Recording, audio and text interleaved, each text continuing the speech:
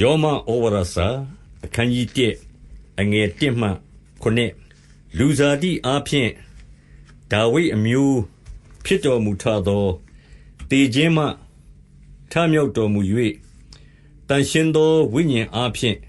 တကိုးနှင့်တကွဘုရားသခင်၏သားတော်ထင်ရှားဖြစ်တော်မူသောငါတို့သခင်ယေရှုခရစ်တည်းဟူသောမိမိသားတော်ကိုအကြောင်းပြု၍ဘုရားသခင်သည်ရှေးကမိမိပရောဖက်များအားဖြင့်တန်ရှင်းသောကျမ်းစာ၌ဂတိထားတော်မူသောဧဝံဂေလိတရားကိုခေါ်စေခြင်းငှါရွေးချယ်ခွဲထား၍တမန်တော်အရာ၌ခန့်ထားသောယေရှုခရစ်၏ကျွန်ငါပေါလုသည်ဘုရားသခင်ချစ်တော်မူ၍တန်ရှင်းသူအရာ၌ခန့်ထားသောယောမမြို့သူမြို့သားအပေါင်းတို့ကိုကြားလိုက်ပါ၏သခင်ယေရှုခရစ်နှင့်ငါတို့အဘတည်းဟူသောဘုရားသခင်ထံတော်ကကျေးဇူးတော်နှင့်ညီသက်ခြင်းသည်သင်တို့၌ရှိပါစေသောသခင်ယေရှုခရစ်၏နာမတော်ကိုအမှီပြု၍လူမျိုးအပေါင်းတို့သည်ယုံကြည်နားထောင်စေခြင်းငှါထိုသခင်ထံ၌ကျေးဇူးတော်နှင့်တမန်တော်အရာကိုငါတို့သည်ခံရကြပြီထိုသခင်ခေါ်ထားတော်မူသောသင်တို့သည်လည်းထိုလူမျိုးတို့၌အပါအဝင်ဖြစ်ကြ၏အငယ်8မှ12သင်တို့၏ယုံကြည်ခြင်းအရာသည်မြေတပြင်လုံး၌အနှံ့အပြားကျော်စောသည်ဖြစ်၍သင်တို့အကြောင်းကြောင့်ယေရှုခရစ်အားဖြင့်ငါ၏ဘုရားသခင်ကျေးဇူးတော်ကိုရှေးဥစွာငါချီးမွမ်း၏ငါသည်သင်တို့ကိုမချမ်းမလပ်အောက်မေ့၍အစဉ်မပြတ်ဆုတောင်းပတနာပြုသည်ဟုသားတော်၏ဧဝံဂေလိတရားကိုဟောလျက်အမှုတော်ကိုစိတ်ဝိညာဉ်နှင့်တကွငါဆောင်ရွက်၍ငါကိုးကွယ်သောဘုရားသခင်သည်ငါ၏သက်သေခံဖြစ်တော်မူ၏မကြာမမြင့်မီဘုရားသခင်အလိုတော်အားဖြင့်အစဉ်သင့်၍တင်တို့ရှိရာသို့ငါလာရသောအခွင့်တစုံတစ်ခုရှိပါမည်အကြောင်းဆုတောင်းပတနာပြု၏တင်တို့သည်မြဲမြံခိုင်ခံ့မည်အကြောင်းငါသည်တင်တို့၌ဝိညာဉ်စုကျေးဇူးတစုံတစ်ခုကိုအပ်ပေးခြင်းငှါတင်တို့ကိုအလွန်တွေ့မြင်ခြင်းပါ၏ထိုသို့ဆိုသောငါနှင့်တင်တို့သည်ယုံကြည်သောအားဖြင့်အချင်းချင်းအာရသက်သာခြင်းသို့ရောက်ကြမည်အကြောင်းကိုဆိုလိုသတည်းအငယ်73မှ79ညီကိုတို့ငါသည်အခြားသောတပါးမျိုးသားတို့တွင်အကျိုးကိုရသကဲ့သို့သင်တို့တွင်လည်းအကျိုးတစုံတစ်ခုကိုရခြင်းငှါသင်တို့ရှိရာသို့သွားမည်ဟုအဖန်ဖန်အကြံရှိကြောင်းကိုသင်တို့မသိဘဲနေစေခြင်းငှါငါအလိုမရှိထိုသို့အကြံရှိတော်လဲ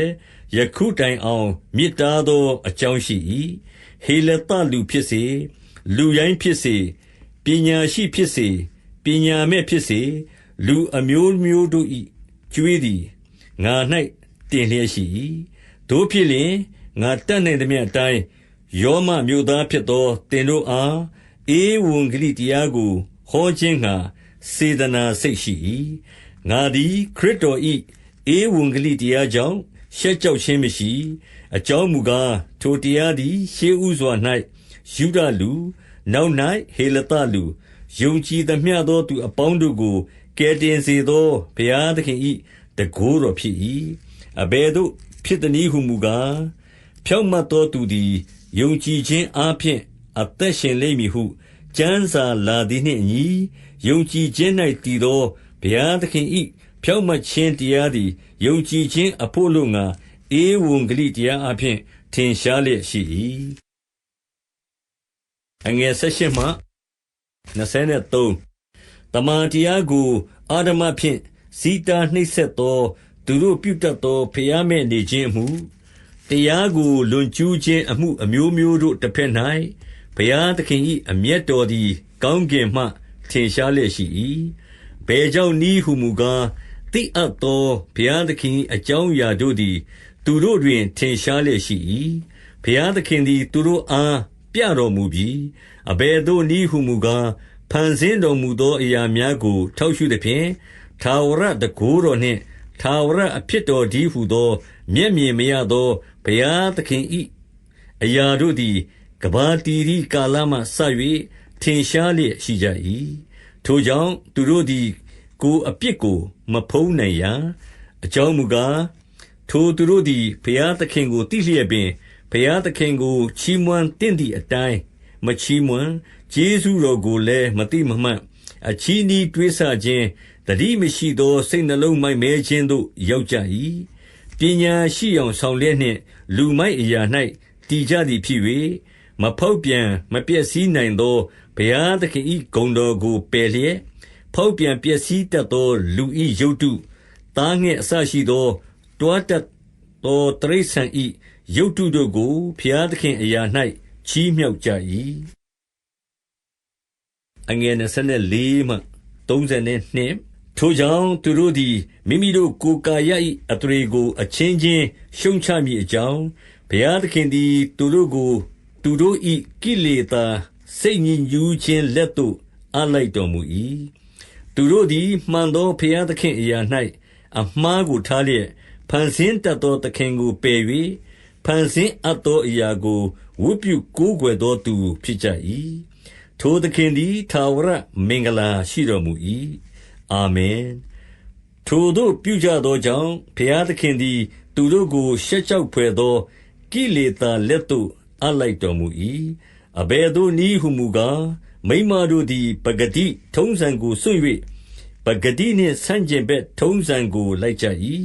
ထို့သူယောက်ျားတို့သည်လည်းမိန်းမနှင့်ဆက်ဆံခြင်းပကတိထုံးစံကိုစွန့်၍အချင်းချင်းကိလေသာစိတ်ပူလောင်သဖြင့်ရှက်ကြောက်ဖွယ်သောအမှုကိုယောက်ျားချင်းပြုလျက်မိမိတို့မှားယွင်းခြင်းနှင့်အလျောက်မိမိတို့အပြစ်ဒဏ်ကိုခံရကြ၏ထိုသူတို့သည်ဘုရားသခင်ကိုမတိမမှတ်လိုသည်ဖြစ်၍မလျောက်ပတ်သောအမှုကိုပြုစေမည်အကြောင်းဘုရားသခင်သည်သူတို့ကိုမောဟလက်သို့အပ်လိုက်တော်မူသည်နှင့်အညီသူတို့သည်အလုံးစုံသောအာဓမကျင့်ခြင်းမတရားသောမေထုန်ကိုပြုခြင်းဆိုးညစ်ခြင်း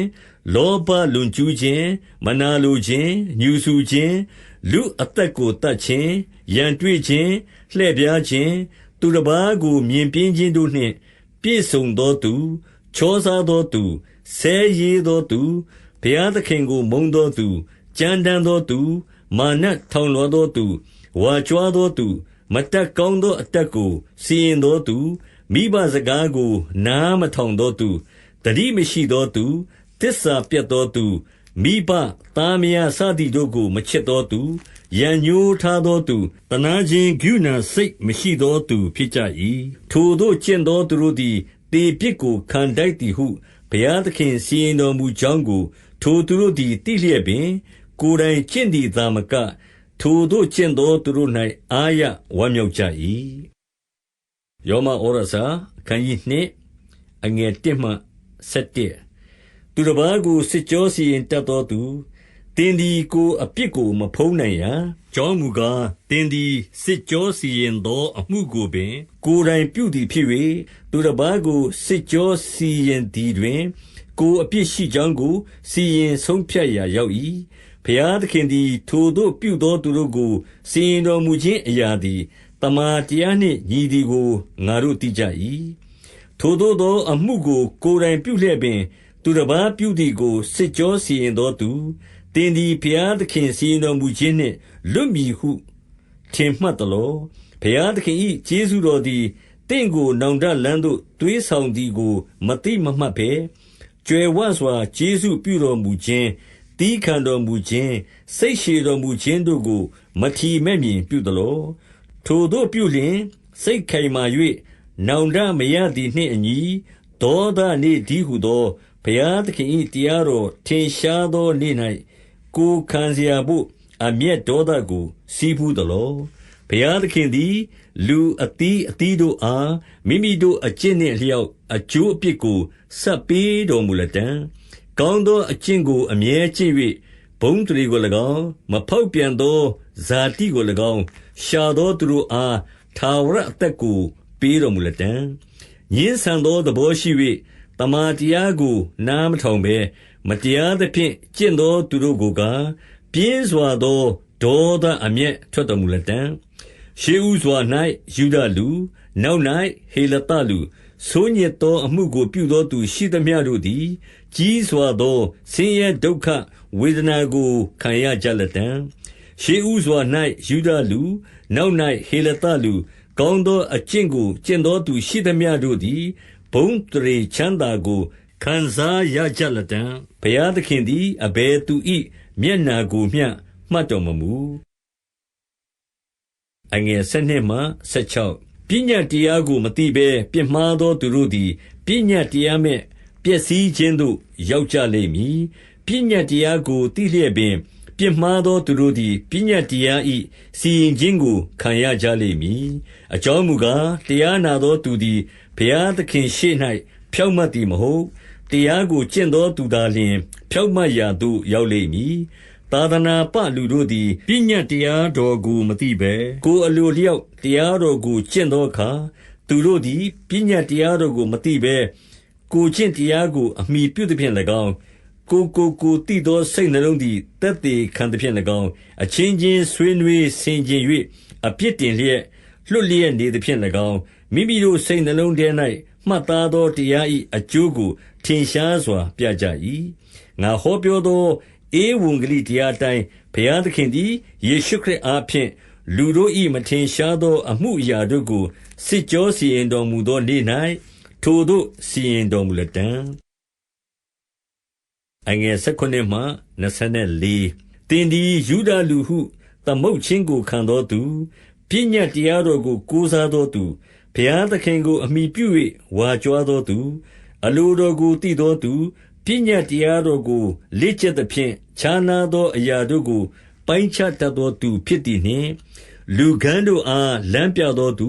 မှောင်မိုက်၌နေသောသူတို့ကိုလင်းစေသောသူလူမိုက်တို့ကိုဆုံးမတတ်သောသူသူငယ်တို့ကိုနီးပေးသောသူပညတ်တရားတော်အားဖြင့်ပညာကို၎င်းတမာတရားကို၎င်းရိပ်မိသောသူဖြစ်သည်ဟု၍ကိုထင်မှတ်တတ်သည်မှန်လျင်သူတစ်ပါးကိုဆုံးမလျက်ပင်ကိုမဆုံးမသလောသူဥစ္စာကိုမခိုးနှင့်ဟုတရားဟောလျက်ပင်ကိုယ်တိုင်ခိုးသလောသူမယားကိုမပြစ်မှားနှင့်ဟုဆိုလျက်ပင်ကိုယ်တိုင်ပြစ်မှားသလောရုပ်တုကိုဆက်ဆုပ်ယွန်ရှာလျက်ပင်ဗိမာန်တော်ကိုလူယူဖြစ်စည်းသလောပညတ်တရားတော်ကိုအမိပြု၍ဝါကြွားလျက်ပင်ထိုတရားကိုလွန်ကျူး၍ဘုရားသခင်၏ဂုဏ်အသရေတော်ကိုရှုံချသလောအကြောင်းမူကားကျမ်းစာ၌လာသည်နှင့်အညီတပါးမျိုးသားတို့သည်တင်တို့အကျင့်ကိုထောက်၍ဘုရားသခင်၏နာမတော်ကိုကဲ့ရဲ့တတ်ကြ၏25သင်သည်ပညတ်တရားကိုကျင့်လျင်အယေပြားလှီးခြင်းအားဖြင့်အကျိုးရှိ၏ပညတ်တရားကိုလွန်ကျူးလျင်သင်၏အယေပြားလှီးခြင်းသည်အယေပြားမလှီးဘဲဖြစ်ပြန်၏ထိုမှတပါးအယေပြားလှီးခြင်းကိုမခံသောသူသည်တရား၌ပါသောပညတ်တို့ကိုစောင့်ရှောက်လျင်ထိုသူ၏အယေပြားမလှီးဘဲအဖြစ်ကိုအယေပြားလှီးခြင်းအဖြစ်ကဲ့သို့မှတ်ရသည်မဟုတ်လော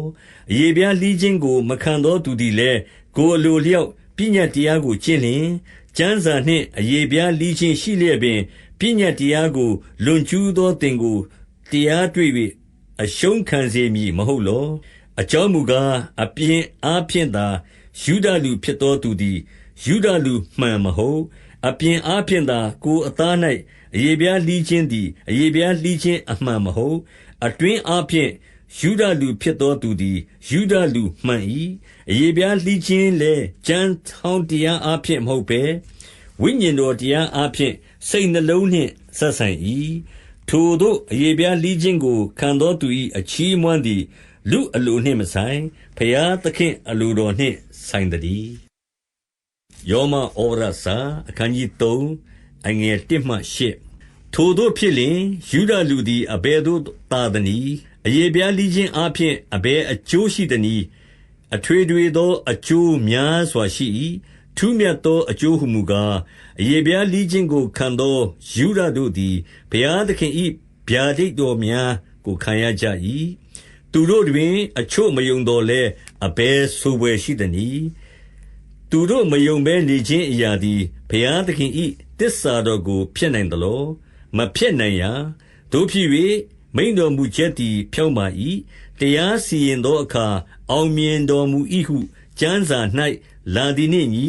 လူခတ်သိမ်းတို့သည်တစ္ဆာပြတ်တော်လဲဘုရားသခင်၏တစ္ဆာတော်သည်တည်စေတည်းငါတို့၏မတရားသောအမှုသည်ဘုရားသခင်၏ဖြောင့်မတ်ခြင်းတရားတော်ကိုထင်ရှားစေလျင်အဘယ်သို့ဆိုရသနည်းဘုရားသခင်သည်ဒဏ်ပေးတော်မူလျင်မတရားသောအမှုကိုပြုတော်မူသလောထိုသို့ဆိုသောလူသဘောအတိုင်းငါဆိုသည်ထိုသို့မဟုတ်ရာဟုတ်လျင်လောကသားတို့ကိုအဘယ်သို့စစ်ကြောစီရင်တော်မူမည်နည်းထိုမှတပါငါသည်တစ္ဆာပြတ်သောအားဖြင့်ဘုရားသခင်၏တစ္ဆာတော်သည်ဂုဏ်တရေတော်ကိုတိုးပွားစေလျင်ငါကိုအပြစ်ရှိသောသူကဲ့သို့အဘယ်ကြောင့်စီရင်သေးသနည်းဟု၍မေးပြန်လျင်ကောင်းသောအကျိုးရှိစေခြင်းငှာမကောင်းသောအကျင့်ကိုကျင့်ကြကုန်အံ့ဟုလူအချို့တို့သည်ငါတို့ကိုကဲ့ရဲ့လျက်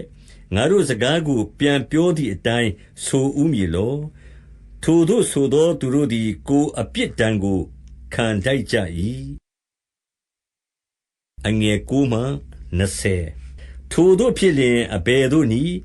ငါတို့သည်မြတ်သလောဟုမေးပြန်သောအလင်းမမြတ်အကြောင်းမူကားယူဒလူဟေလသလူအပေါင်းတို့သည်အပြစ်ရှိကြောင်းကိုအထက်ကပြခဲ့ပြီကျမ်းစာလာသည်ကားဖြောင့်မတ်သောသူမရှိတယောက်မျှမရှိနားလေသောသူမရှိဘုရားသခင်ကိုရှာသောသူမရှိလူအပေါင်းတို့သည်လမ်းလွဲကြပြီတညီတညွတ်တီအသုံးမရသောသူဖြစ်ကြပြီကောင်းသောအကျင့်ကိုကျင့်သောသူမရှိတယောက်မျှမရှိသူတို့၏လေချောင်းသည်ဖွင့်ထားသောတင်းကြိုင်တွင်ဖြစ်၏သူတို့သည်ရှာနှင့်လှည့်စားတတ်ကြ၏သူတို့နှုတ်ခမ်းထဲမှမွေဆိုးအစိတ်အတောက်ရှိ၏သူတို့နှုတ်သည်ကျိန်ဆဲသောစကားကြမ်းတမ်းသောစကားနှင့်ပြည့်ဝ၏သူတို့ခြေသည်လူအသက်ကိုတတ်ခြင်းဟံလျင်မြန်၏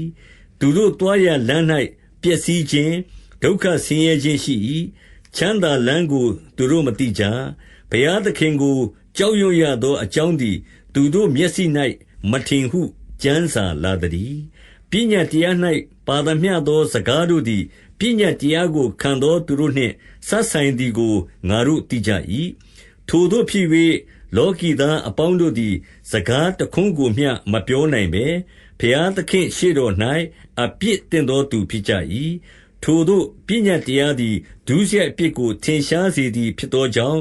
ပညာတရား၏အကျင့်အားဖြင့်ဘုရားသခင်ရှေ့တော်၌အဘယ်သူမျှဖြောင့်မတ်ရာသို့မရောက်ရာ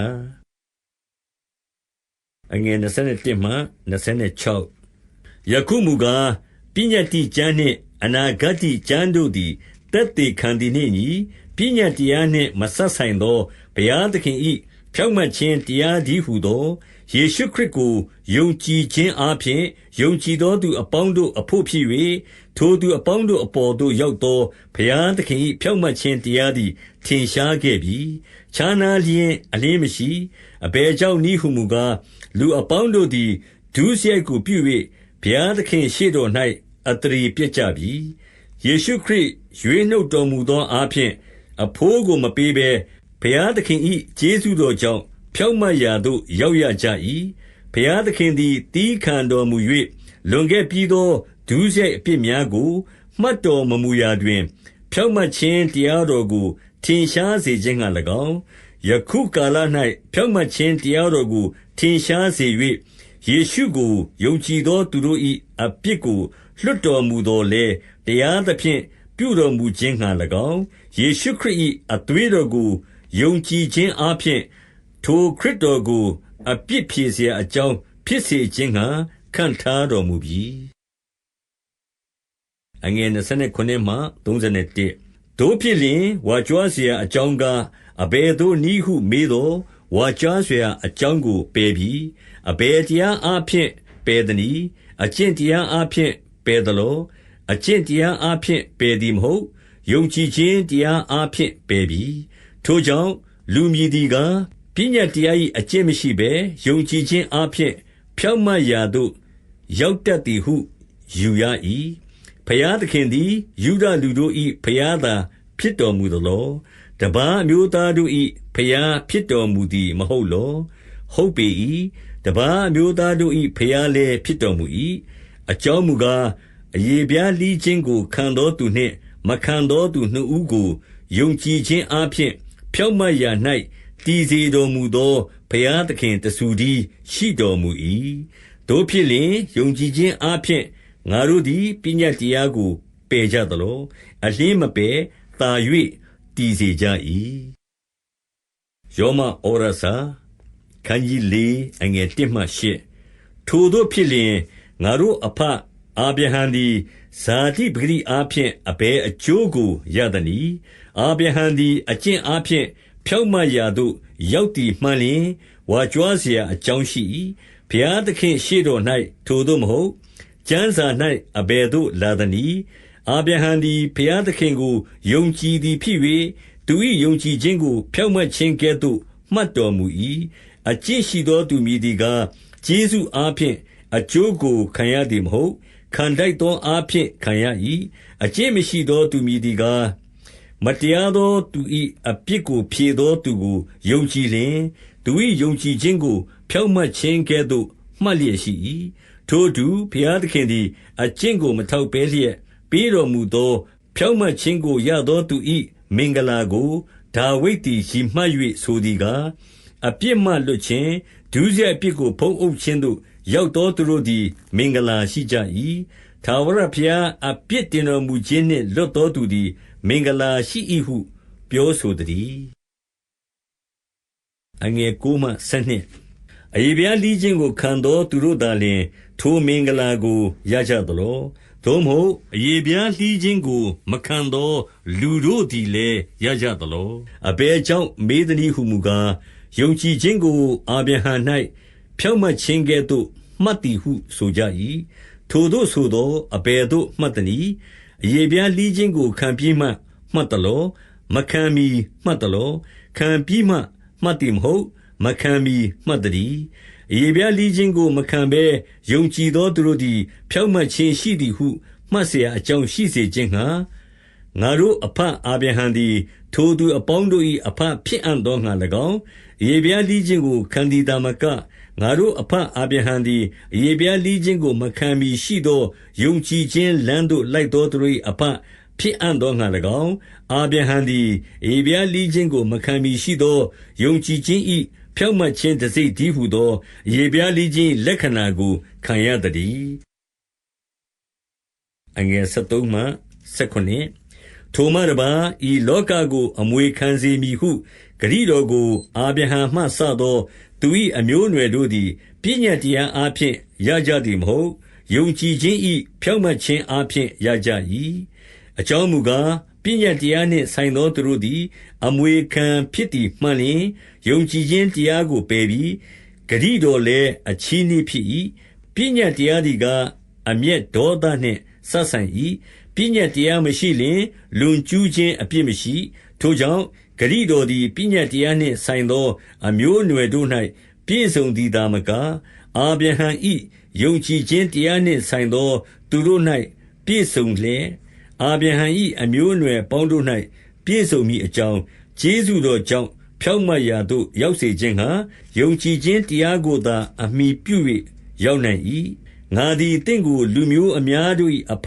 ဖြစ်စေ၏ဟုကျမ်းစာ၌လာသည်နှင့်ညီထိုအာဗြဟံသည်ကားသေလွန်သောသူတို့ကိုရှင်စေတော်မူထသောမဖြစ်သေးသောအရာတို့ကိုဖြစ်သောအရာကဲ့သို့မှားထားတော်မူသောဘုရားသခင်တည်းဟူသောကိုယ်တိုင်ယုံကြည်သောဘုရားသခင်ရှေ့တော်၌ခပ်သိမ်းသောငါတို့၏အဘဖြစ်သတည်း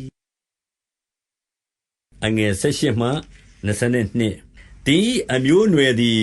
ထိုသို့ဖြစ်လိမ့်မည်ဟူသောဗျာဒိတ်တော်အတိုင်းမိမိသည်လူမျိုးအများတို့၏အဘဖြစ်မည်ဟုမြော်လင့်เสียအကြောင်းမရှိဘဲလျက်ယုံကြည်၍မြော်လင့်လေ၏။ယုံကြည်အားကြီးသည်ဖြစ်၍မိမိအသက်သည်အနှစ်100လောက်ရှိသဖြင့်မိမိကိုယ်သည်အသေးကဲ့သို့ရှိကြောင်းကို၎င်းမိမိခင်ပွန်းစာရာ၏ဝမ်းသည်သေကြောင်းကို၎င်းမအောက်မေ့ယုံမှားသောစိတ်နှင့်ကင်း၍ဘုရားသခင်ဂတိတော်ကိုတွေးတောခြင်းမရှိယုံကြည်အားကြီးသဖြင့်ဘုရားသခင်ကိုချီးမွမ်း၍ဂတိထားတော်မူသောသူသည်ဂတိတော်အတိုင်းတတ်နိုင်တော်မူသည်ကိုစိတ်ဆွဲလန်းလေ၏။ထိုကြောင့်သူ၏ယုံကြည်ခြင်းကိုသူ၏ဖြောင့်မတ်ခြင်းကဲ့သို့မှတ်တော်မူ၏။ ထိုသို့မှတ်တော်မူသည်ဟုအာဗြဟံအကျိုးကိုသာကျမ်းစာ၌ရေးထားသည်မဟုတ်ငါတို့အကျိုးလို့ငါရေးထားသတည်းငါတို့သခင်ယေရှုကိုသေခြင်းမှထမြောက်စေတော်မူသောသူကိုငါတို့သည်ယုံကြည်လျှင်ထိုယုံကြည်ခြင်းကိုငါတို့၏ဖြောင့်မတ်ခြင်းဟုမှတ်တော်မူလက်တံထိုသခင်ယေရှုသည်ငါတို့အပြစ်ကြောင့်အနှံခြင်းကိုခံတော်မူ၏ငါတို့သည်ဖြောင့်မတ်ရာသို့ရောက်မည်အကြောင်းထမြောက်တော်မူ၏ယောမဩရစာအခန်းကြီး9အငယ်1မှ7ထိုကြောင့်ငါတို့သည်ယုံကြည်ခြင်းရှိ၍ဖြောင့်မတ်ရာသို့ရောက်လျှင်ငါတို့သခင်ယေရှုခရစ်အားဖြင့်ဘုရားသခင်ရှေ့တော်၌ငြိမ်သက်ခြင်းကိုခံစားကြ၏ထိုကျေးဇူးတော်ကိုခံစားရသည့်အကြောင်းမှာယုံကြည်ခြင်းရှိ၍ထိုသခင်အားဖြင့်သာခံစားသောအခွင့်ကိုရကြ၏တို့ဖြစ်၍ဘုရားသခင်၏ဘုန်းတော်ကိုမျှော်လင့်၍ဝါကြွားဝမ်းမြောက်ခြင်းရှိကြ၏ထိုမြတ်မကဒုက္ခဆင်းရဲခြင်းကိုခံ၍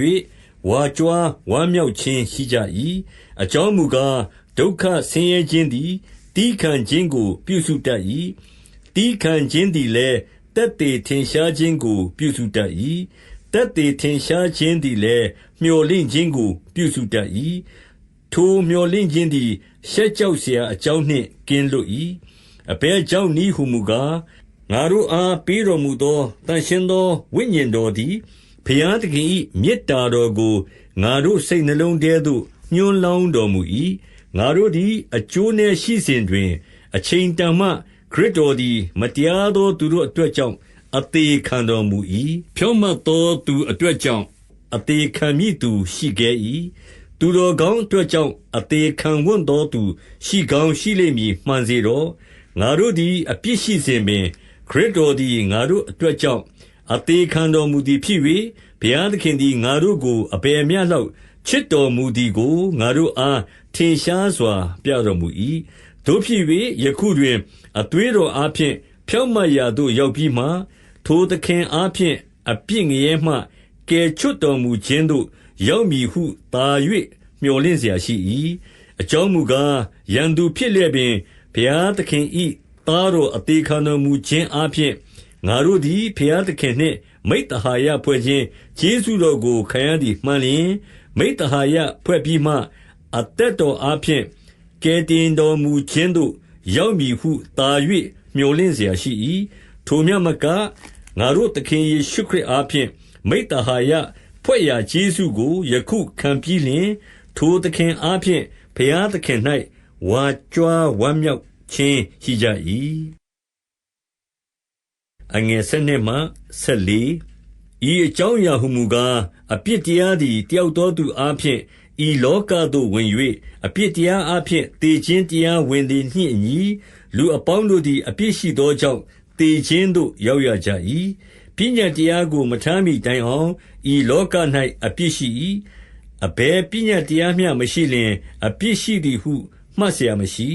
သို့တော်လည်းအာဒံလက်ထက်မှစ၍မောရှေလက်ထက်တိုင်အောင်သေခြင်းတရားသည်အစိုးရ၏အာဒံပြစ်မှားသည့်ဤသူမပြစ်မှားသောသူတို့ကိုပင်အစိုးရ၏ထိုအာဒံသည်နောက်လာလတံ့သောသူ၏ပုံပမာဖြစ်သည်အငယ်15မှ21သို့တော်လည်းပြစ်မှားခြင်းသဘောနှင့်ကျေးဇူးတော်သဘောမတူအကြောင်းမူကားလူတစ်ယောက်သည်ပြစ်မှားသောအားဖြင့်လူများတို့သည်သေခြင်းသို့ရောက်ကြ၏တယောက်သောသူတည်းဟူသောယေရှုခရစ်အားဖြင့်ဘုရားသခင်၏ကျေးဇူးတော်နှင့်ကျေးဇူးတော်၏အကျိုးသည်လူများတို့၌သာ၍ကြွယ်ဝပြည့်စုံ၏ထိုမှတပါလူတစ်ယောက်ပြစ်မှားသောအရာနှင့်ကျေးဇူးတော်အရာမတူအကြောင်းမူကားတရားစီရင်သောအရာမှာအပြစ်တစ်ခုကြောင့်ဒဏ်ခံစေဟုစီရင်၏ကျေးဇူးတော်အရာမှာအပြစ်များလျက်ပင်လွတ်စေဟုစီရင်၏ထိုမှတပါလူတစ်ယောက်သည်ပြစ်မှားသောကြောင့်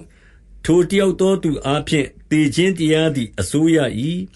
ကျေးဇူးတော်၏ကြွယ်ဝခြင်းကို၎င်းဖြောင့်မတ်ရာသို့တွင်ပေးတော်မူခြင်းကို၎င်းခံရသောသူတို့သည်တယောက်သောသူတည်းဟူသောယေရှုခရစ်အားဖြင့်အသက်ရှင်လျက်သာ၍စိုးစံရကြလတံ့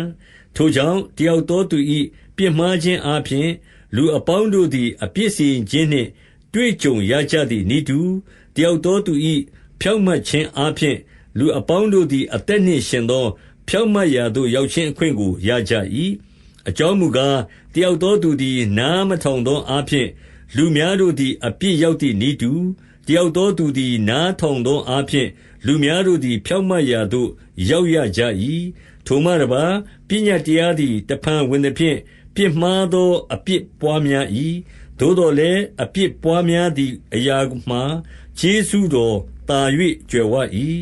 ထိုသို့ဖြစ်လျှင်အပြစ်တရားသည်တည်ခြင်းအားဖြင့်အစိုးရသည့်နည်းတူငါတို့သခင်ယေရှုခရစ်ပြုစုတော်မူ၍ကျေးဇူးတရားသည်ထာဝရအသက်နှင့်ရှင်သောဖြောင့်မတ်ရာသို့တွင်ခြင်းအားဖြင့်အစိုးရလေအံ့တည်းယောမဩရစာအခန်းကြီး6အငယ်1မှ7ထိုသို့မှန်လျင်အဘယ်သို့ပြောရမည်နည်းကျေးဇူးတော်ပွားများစေခြင်းဟာအပြစ်တရားကိုကျင့်၍နေရမည်လောထိုသို့မနေရအပြစ်တရားမှဆုတေသောသူတို့သည်ထိုတရား၌အဘယ်သို့ရှင်ရဦးမည်နည်းယေရှုခရစ်၌ဗတ္တိဇံကိုခံသောသူရှိသမျှတို့သည်အသေးခံတော်မူခြင်း၌ဗတ္တိဇံကိုခံကြသည်ဟုသင်တို့မသိသလောထိုကြောင့်အသေးခံတော်မူခြင်း၌ဗတ္တိဇံကိုခံသောအားဖြင့်ထိုသခင်နှင့်အတူတင်းကြိုခြင်းကိုခံကြ၏အကြောင်းမူကားခရစ်တော်သည်ခမည်းတော်၏ဘုန်းတန်ခိုးအားဖြင့်တည်ခြင်းမှထမြောက်တော်မူသည်နည်းတူငါတို့သည်လည်းအသစ်သောအသက်၌ကျင်လည်ရကြသတည်းတနည်းကားအသေးခံတော်မူခြင်း၏ပုံသဏ္ဌာန်ကိုဆောင်၍ထိုသခင်နှင့်အတူငါတို့သည်စိုက်ပျိုးလျက်ရှိသည်မှန်လျင်ထမြောက်တော်မူခြင်း၏ပုံသဏ္ဌာန်ကိုဆောင်၍စိုက်ပျိုးလျက်ရှိကြလိမ့်မည်ထိုမှတပါးငါတို့၏လူဟောင်းသည်ထိုသခင်နှင့်တူလက်ဝါးကပ်တိုင်မှာအသေးတတ်ခြင်းကိုခံပြီဟုငါတို့သိကြ၏အကြောင်းမူကားငါတို့သည်နောက်မှအပြစ်တရား၏အစေကိုမခံစေခြင်းဟာအပြစ်တရား၏ကိုဖျက်ဆီးမည်အကြောင်းတည်းသေသောသူသည်အပြစ်တရား၏လက်မှလွတ်လျက်ရှိ၏ခရစ်တော်သည်သေခြင်းမှထမြောက်သောအခါသေခြင်းနှင့်အစဉ်ကင်းလွတ်တော်မူ၏သေခြင်းတရားသည်နောက်တဖန်ကိုယ်တော်ကိုမအုပ်ဆိုးရသည်ကိုထောက်သောငါတို့သည်ခရစ်တော်နှင့်အတူသေလျင်ထိုသခင်နှင့်အတူရှင်လိမ့်မည်ဟုသဘောရှိကြ၏ခရစ်တော်သည်အသေးခံတော်မူရာမှာအပြစ်တရားကြောင့်တစ်ကြိမ်သာခံတော်မူ၏အသက်ရှင်တော်မူရာမှာဘုရားသခင်အဖို့ရှင်တော်မူ၏ထိုနည်းတူသင်တို့သည်အပြစ်တရားနှင့်ဆိုင်သောအရာ၌ကားအသေးဖြစ်သည်ဟု၍၎င်းဘုရားသခင်နှင့်ဆိုင်သောအရာ၌ကားငါတို့သခင်ယေရှုခရစ်အားဖြင့်အသက်ရှင်သည်ဟု၍၎င်းကိုထင်မှတ်ကြလော့အငယ်7မှ14ထိုကြောင့်သင်တို့၏သေတတ်သောကိုယ်ခန္ဓာ၏တတ်မဲ့ခြင်းအလိုသို့လိုက်ရသည့်တိုင်အောင်အပြစ်တရားသည်ထိုကိုယ်ခန္ဓာ၌အဆိုးမရစေနှင့်သင်တို့၏ကိုယ်အင်္ဂါများကိုဒုစရိုက်လက်နှင့်ဖြစ်စေ၍အပြစ်တရားအားမဆက်ကြနှင့်သေခြင်းမှထမြောက်၍အသက်ရှင်သောသူကဲ့သို့ဘုရားသခင်အားကိုဆက်ကြလော့ကိုယ်အင်္ဂါများကိုလည်းသူစရိုက်လက်နှင့်ဖြစ်စေ၍ဘုရားသခင်အားဆက်ကြလော့သင်တို့သည်ပညတ်တရားလက်၌မရှိကျေးဇူးတရားလက်၌ရှိသောကြောင့်အပြစ်တရားသည်သင်တို့ကိုမအုပ်ဆိုးရအငယ်15မှ23ထိုတို့ဖြစ်လျင်အဘယ်သို့နည်းငါတို့သည်ပညတ်တရားလက်၌မရှိကျေးဇူးတရားလက်၌ရှိသောကြောင့်ဒုစရိုက်ကိုပြုရမည်လောထိုသို့မပြုရအကျဉ်သူ၏အထံ၌အစေခံကျွန်ဖြစ်ခြင်းငှာသင်တို့ဝင်၍အစေခံ၏ထိုသူသည်သေခြင်းနှင့်ရှင်သောအပြစ်တရားဖြစ်စေဖြောင့်မတ်ရာသို့ရောက်ခြင်းနှင့်ရှင်သောနားထောင်ခြင်းတရားဖြစ်စေသင်တို့၏သခင်ဖြစ်သည်ကိုမသိကြသလောသင်တို့သည်အပြစ်တရား၏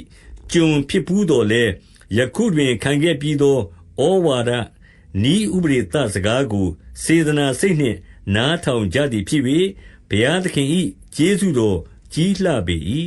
သင်တို့သည်အပြစ်တရား၏လက်မှလွတ်ကြပြီဖြစ်၍ဖြောင့်မတ်ခြင်းတရား၏ကျွန်ဖြစ်ကြ၏ထိုတို့ငါဆိုသောသင်တို့သည်ဇာတိပဂတိအတိုင်းဉာဏ်နည်းသောကြောင့်လောကီဝေါဟာရအားဖြင့်ဆိုသည်သင်တို့သည်မိမိတို့ကိုယ်အင်္ဂါများကိုအာဓမအလိုငါညှဉ်းညူးခြင်းတရားအာဓမတရား၌တွင်၍ကျွန်ခံစေဘူးသည်နိတုယခုမှကိုယ်အင်္ဂါများကိုတန်ရှင်းခြင်းအလိုငါဖြောင့်မတ်ခြင်းတရား၌တွင်၍ကျွန်ခံစေကြလော့သင်တို့သည် အပြစ်တရား၏ကျွန်ဖြစ်စဉ်ကာလဖြောင့်မတ်ခြင်းတရား၏လက်မှလွတ်ကြ၏ယခုသင်တို့ရှက်ကြောက်သောထိုအကျင့်တို့ကိုကျင့်စဉ်အခါအဘယ်အကျိုးကိုရကြသနည်းထိုသို့သောအကျင့်သည်တည်ခြင်း၌လမ်းဆုံးသတည်းယခုမူကားသင်တို့သည်အပြစ်တရား၏လက်မှလွတ်၍ဘုရားသခင်၏ကျွန်ဖြစ်ကြသည်နှင့်အညီတန်ရှင်းခြင်းအကျိုးကိုရကြ၏အဆုံး၌လည်းထာဝရအသက်ကိုရကြလိမ့်မည်အပြစ်တရား၏အခကားသေခြင်းပေတည်းဘုရားသခင်ပေးတော်မူသောဆုကျေးဇူးတော်ကားငါတို့သခင်ယေရှုခရစ်အားဖြင့်ထာဝရအသက်ပေတည်းယောမဩဝါဒစာအခန်းကြီး9အငယ်1မှ6ပညတ်တရားကိုတည်သောညီကိုတို့ပညတ်တရားသည်လူကိုအသက်ထက်ဆုံးမျှသာပိုင်သည်ကိုမသိကြသလောဥပမာကားလင်ရှိသောမိန်းမသည်လင်မသေးမီတိုင်အောင်ပညတ်တရားအားဖြင့်လင်၌ချီနှောင်လျက်ရှိ၏လင်သေးလင်မူကားလင်ဝတ်နှင့်လွတ်၏ထိုကြောင့်မိမိလင်မသေးမီအခြားသောသူ၏မယားဖြစ်လင်မြောက်မှထားသောမိန်းမဟုခေါ်တတ်၏လင်သေးလင်မူကားထိုတရားနှင့်လွတ်သည်ဖြစ်၍အခြားသောသူ၏မယားဖြစ်တော်လဲမြောက်မှထားသောမိန်းမဟုခေါ်เสียအကြောင်းမရှိထိုနည်းတူငါညီကိုတို့သင်တို့သည်အခြားသောသူတည်းဟုသောသေခြင်းမှထမြောက်တော်မူသောသူ၏မယားဖြစ်၍ဘုရားသခင်၏အလိုတော်ညီတိုးပွားမည်အကြောင်းခရစ်တော်၏ကိုယ်ခန္ဓာအားဖြင့်သေ၍ပညတ်တရားနှင့်ကွာကြ၏ငါတို့သည်ဇာတိပဂတိ၌ကျင်လည်သောအခါအပြစ်နှင့်ဆက်ဆိုင်သောစိတ်တို့သည်ပညတ်တရားအားဖြင့်ပေါက်၍သေခြင်းတရား၏အလိုညီတိုးပွားမည်အကြောင်းငါတို့၏ကိုယ်အင်္ဂါများ၌ပြုပြင်ကြ၏ယခုမူကားကျမ်းစာ၌ပါသောတရားဟောင်းကိုမမှီဘဲဝိညာဉ်တော်တရားသစ်ကိုမှီ၍အမှုဆောင်ရွက်ခြင်းအလိုငှာငါတို့သည်သေသဖြင့်အုပ်ချုပ်သောပညတ်တရား၏လက်မှလွတ်ခြင်းသို့ရောက်ကြပြီအငယ်9မှ73တို့ဖြစ်၍အဘယ်သို့ပြောရမည်နည်းပညတ်တရား၌အပြစ်ရှိသလောအပြစ်မရှိနိုင်ရာတို့ရတွင်ပညတ်တရားအားဖြင့်သာအပြစ်သဘောကိုငါသိရ၏အဘယ်သို့နည်းဟုမူကားလောဘစိတ်မရှိစေနှင့်ဟုပညတ်တရားမဆိုလျင်လောဘသဘောကိုငါမသိအပြစ်တရားသည်ပညတ်တရားအားဖြင့်အခွင့်ရ၍ငါ၌အမျိုးမျိုးသောလောဘတို့ကိုဖြစ်စေ၏ပညတ်တရားမရှိလျင်အပြစ်တရားသေ၏အထက်ကပညတ်တရားမရှိသဖြင့်ငါသည်အသက်ရှင်၏ပညတ်တရားပေါ်သောအခါအပြစ်တရားသည်ရှင်မြန်၏ငါလည်းသေ၏အသက်ရှင်ခြင်းနှင့်ဆိုင်သောပညတ်တရားသည်သေခြင်းနှင့်ဆိုင်သည်ကိုငါတွေ့၏အပြစ်တရားသည်ပညတ်တရားအားဖြင့်အခွင့်ရလျင်ငါကိုလှည့်ပြား၍ထိုတရားအားဖြင့်ငါကိုတတ်လေ၏ထိုကြောင့်တရားတော်သည်တန်ရှင်းခြင်းရှိ၏ပညတ်တရားလည်းတန်ရှင်းခြင်းဖြောင့်မတ်ခြင်းကောင်းမြတ်ခြင်းရှိ၏တို့ဖြစ်လျင်ကောင်းမြတ်သောအရာသည်ငါ၌တည်ခြင်းအကြောင်းဖြစ်သလောမဖြစ်နိုင်ရာအပြစ်တရားသည်မိမိသဘောကိုထင်ရှားစေခြင်းဟာကောင်းမြတ်သောအရာအားဖြင့်ငါ၌တည်ခြင်းကိုပြု၍တည်ခြင်းအကြောင်းဖြစ်၏ထိုတို့ဖြစ်သောကြောင့်အပြစ်တရားသည်ပညတ်တော်အားဖြင့်အလွန်အပြစ်နှင့်ပြည့်စုံခြင်းရှိသတည်းအငယ်14မှ25ထိုမှတပါးပညတ်တရားသည်ဝိညာဉ်ပဂတိနှင့်ဆက်ဆိုင်သည်ကိုငါတို့သိကြ၏ငါမူကားဇာတိပဂတိရှိ၏အပြစ်တရားလက်၌ကြေးကျွန်ဖြစ်၏အကြောင်းမူကားငါသည်ကိုကျင့်သောအကျင့်ကိုမနှစ်သက်ကျင့်ကျင်သောအကျင့်ကိုမကျင့်ယွန်ရှာသောအကျင့်ကိုကျင့်၏ထိုသောငါသည်မကျင့်ကျင်သောအကျင့်ကိုကျင့်လျင်ပညတ်တရားဖြောင့်သည်ဟုငါဝန်ခံ၏တို့ဖြစ်လျင်ထိုမကောင်းသောအကျင့်ကိုငါကိုယ်တိုင်ကျင့်သည်မဟုတ်ငါအထဲ၌နေသောအပြစ်တရားသည်ကျင့်၏ငါအထဲမှငါဇာတိပဂတိ၌ကောင်းသောအရာစုံတစ်ခုမျှမတည်သည်ကိုငါသိ၏အကြောင်းမူကားငါသည်ကျင့်ကျင်သောစိတ်ရှိတော်လဲကောင်းစွာကျင့်တတ်သောအခွင့်ကိုရှာ၍မတွေ့နိုင်ငါသည်ကျင့်ကျင်သောအကျင့်ကောင်းကိုမကျင့်ကျင်သောအကျင့်ဆိုးကိုကျင့်၏ထိုသို့ငါသည်မကျင့်ကျင်သောအကျင့်ကိုကျင့်လျင်ငါကိုယ်တိုင်ကျင့်သည်မဟုတ်ငါအထဲ၌နေသောအပြစ်တရားသည်ကျင့်၏ထိုသို့ကောင်းသောအကျင့်ကိုငါကျင့်သောအခါမကောင်းသောအကျင့်ကိုကျင့်စေတတ်သောတရားကိုငါတွေ့၏ငါသည်အတွင်းလူအားဖြင့်ဘုရားသခင်၏ပညတ်တရားတော်ကိုနှစ်သက်၏သို့တော်လည်းငါကိုယ်အင်္ဂါများ၌ရှိသောတရားတစ်ပါးသည်စိတ်ဝိညာဉ်တရားကိုဆိုင်ပြိုင်တိုက်လှန်သဖြင့်ငါကိုယ်အင်္ဂါများ၌ရှိသောအပြစ်တရားလက်သို့ ငါကိုဖမ်းသွားအနှံသည်ကိုငါမြင်၏ငါသည်ညူညင်သောသူဖြစ်ပါသည်တကားဤအသေးကောင်မှငါကိုအဘယ်သူကယ်လွတ်မည်နည်းငါတို့သခင်ယေရှုခရစ်အားဖြင့်ကယ်လွတ်တော်မူသောဘုရားသခင်၏ကျေးဇူးတော်ကြီးလှပေ၏ထိုသို့စိတ်ဝိညာဉ်အားဖြင့်ဘုရားသခင်၏တရားတော်အလိုသို့၎င်းဇာတိပတိအားဖြင့်အပြစ်တရားအလိုသို့၎င်းငါလိုက်တတ်၏ယောမဩရစာအခန်းကြီး၈အငယ်၁မှ9ဘုရားသခင်ကယ်လွတ်တော်မူသောကြောင့်ယေရှုခရစ်၌တည်၍ဇာတိပဂတိတိုင်းမကျင့်ဝိညာဉ်ပဂတိတိုင်းကျင့်သောသူတို့သည်အပြစ်စီရင်ခြင်းနှင့်လွတ်ကြ၏ယေရှုခရစ်၌တည်၍အသက်ရှင်စေသောဝိညာဉ်တော်၏တရားသည်အပြစ်တရား၏လက်မှ၎င်းတေခြင်းတရား၏လက်မှ၎င်းငါကိုကယ်လွတ်ပြီးဇာတိပဂတိကြောင့်ပညာတရားသည်အားနည်း၍မတတ်နိုင်သောအမှုကိုဖျားသခင်ပြုတော်မူခြင်းငှာအပြစ်နှင့်ပြည့်စုံသောဇာတိပဂတိတဒံကိုဆောင်သောမိမိသားတော်ကိုဆေလွတ်တော်မူ၍အပြစ်ဖြေဖို့ရန်ဇာတိပဂတိ၌အပြစ်ကိုဒဏ်ပေးတော်မူ၏အကြောင်းမူကားဇာတိပဂတိတိုင်းမကျင့်ဝိညာဉ်ပဂတိတိုင်းကျင့်သောငါတို့သည်တရား၌ပါသောပညတ်တို့ကိုစောင့်ရှောက်မိအကြောင်းတည်းဇာတိပဂတိရှိသောသူတို့သည်ဇာတိပဂတိနှင့်ဆက်ဆိုင်သောအရာတို့ကိုဆွဲလန်းသောစိတ်သဘောရှိကြ၏ဝိညာဉ်ပဂတိရှိသောသူတို့မူကားဝိညာဉ်ပဂတိနှင့်ဆက်ဆိုင်သောအရာတို့ကိုဆွဲလန်းသောစိတ်သဘောရှိကြ၏ဇာတိပဂတိစိတ်သဘောသည်သေခြင်းအကြောင်းဖြစ်၏ဝိညာဉ်ပဂတိစိတ်သဘောသည်အသက်ရှင်ခြင်းအကြောင်းနှင့်ငြိမ်သက်ခြင်းအကြောင်းဖြစ်၏အဘယ်ကြောင့်နည်းဟုမူကားဇာတိပဂတိစိတ်သဘောသည်ဘုရားသခင်နှင့်ဆန့်ကျင်ဘက်ဖြစ်၏ဘုရားသခင်၏တရားတော်အလိုသို့မလိုက်တတ်ထိုမျှမကမလိုက်နိုင်အငယ်၈မှ7ထိုကြောင့်ဇာတိပဂတိ၌ကျင်လည်သောသူတို့သည်ဘုရားသခင်၏စိတ်တော်နှင့်မတွေ့နိုင်ကြသို့တော်လည်းဘုရားသခင်၏ဝိညာဉ်တော်သည်သင်တို့အထဲ၌ကျင်းဝတ်တော်မူလျှင်သင်တို့သည်ဇာတိပဂတိဘက်၌ရှိကြသည်မဟုတ်ဝိညာဉ်ပဂတိဘက်၌ရှိကြ၏ခရစ်တော်၏ဝိညာဉ်ကိုမရသောသူမည်သည်ကားခရစ်တော်နှင့်မဆိုင်ခရစ်တော်သည်သင်တို့အထဲ၌ရှိတော်မူလျှင်ကိုယ်ကာယသည်အပြစ်ကြောင့်အသေးဖြစ်တော်လေဝိညာဉ်မူကားဖြောင့်မတ်ခြင်းကြောင့်အသက်ရှင်လျက်ရှိ၏ထိုမျှမကယေရှုကိုသေခြင်းမှထမြောက်စေတော်မူသောဘုရား၏ဝိညာဉ်တော်သည်သင်တို့အထဲ၌ကျင်းဝတ်တော်မူလျှင်ခရစ်တော်ကိုသေခြင်းမှထမြောက်စေတော်မူသောဘုရားသည်သင်တို့အထဲ၌ကျင်းဝတ်သောမိမိဝိညာဉ်တော်အားဖြင့်သေတတ်သောသင်တို့၏ကိုယ်ကာယကိုပင်ရှင်စေတော်မူမည်အငယ်7မှ9တို့ဖြစ်၍ညီကိုတို့ငါတို့သည်ဇာတိပဂတိတိုင်းကျင့်ရမည်အကြောင်းဇာတိပဂတိ၏ကျွန်ဖြစ်ကြသည်မဟုတ်သင်တို့သည်ဇာတိပဂတိအတိုင်းအသက်ရှင်လျှင်သေရကြမည်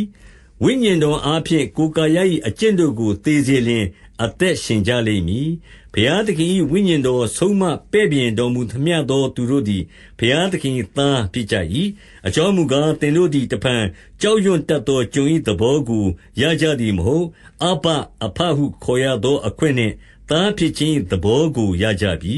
ငါတို့သည်ဘုရားသခင်သားဖြစ်ကြသည်ဟုဝိညာဉ်တော်သည်ငါတို့၏ဝိညာဉ်နှင့်အတူသက်သေခံတော်မူ၏သားမှန်လျင်အမွေခံဘုရားသခင်အမွေခံဖြစ်ကြ၏ခရစ်တော်နှင့်အတူဘုန်းဝင်စားမည်အကြောင်းထိုသခင်နှင့်အတူဆင်းရဲဒုက္ခကိုခံရလျင်ထိုသခင်နှင့်ဆက်ဆံသောအမွေခံလည်းဖြစ်ကြ၏အငယ်18မှ23ငါတို့အားပေါ်ထွန်းလက်တန်သောဘုန်းကိုထောက်သောယခုမျက်မှောက်ကာလ၌ခံရသောဆင်းရဲဒုက္ခကိုပမာဏမပြုတတ်ဟုငါသဘောရှိ၏ဤလောကသည်ဘုရားသခင်သားတို့၏ပေါ်ထွန်းခြင်းအရာကိုအလွန်တောင့်တမျှော်လင့်လျက်နေ၏ဤလောကသည်အနိစ္စနိုင်ငံသို့အလိုလို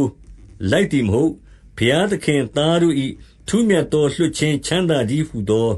ဖောက်ပြန်ပျက်စီးခြင်းအနှောင်အဖွဲ့မှကယ်လွတ်ခြင်းချမ်းသာကိုဝင်စားမည်ဟုမျှော်လင့်ရသောအခွင့်ကိုပေး၍အနိစ္စနိုင်ငံသို့လိုက်စေတော်မူသောသူ၏အလိုတော်ကြောင့်သာလိုက်ရ၏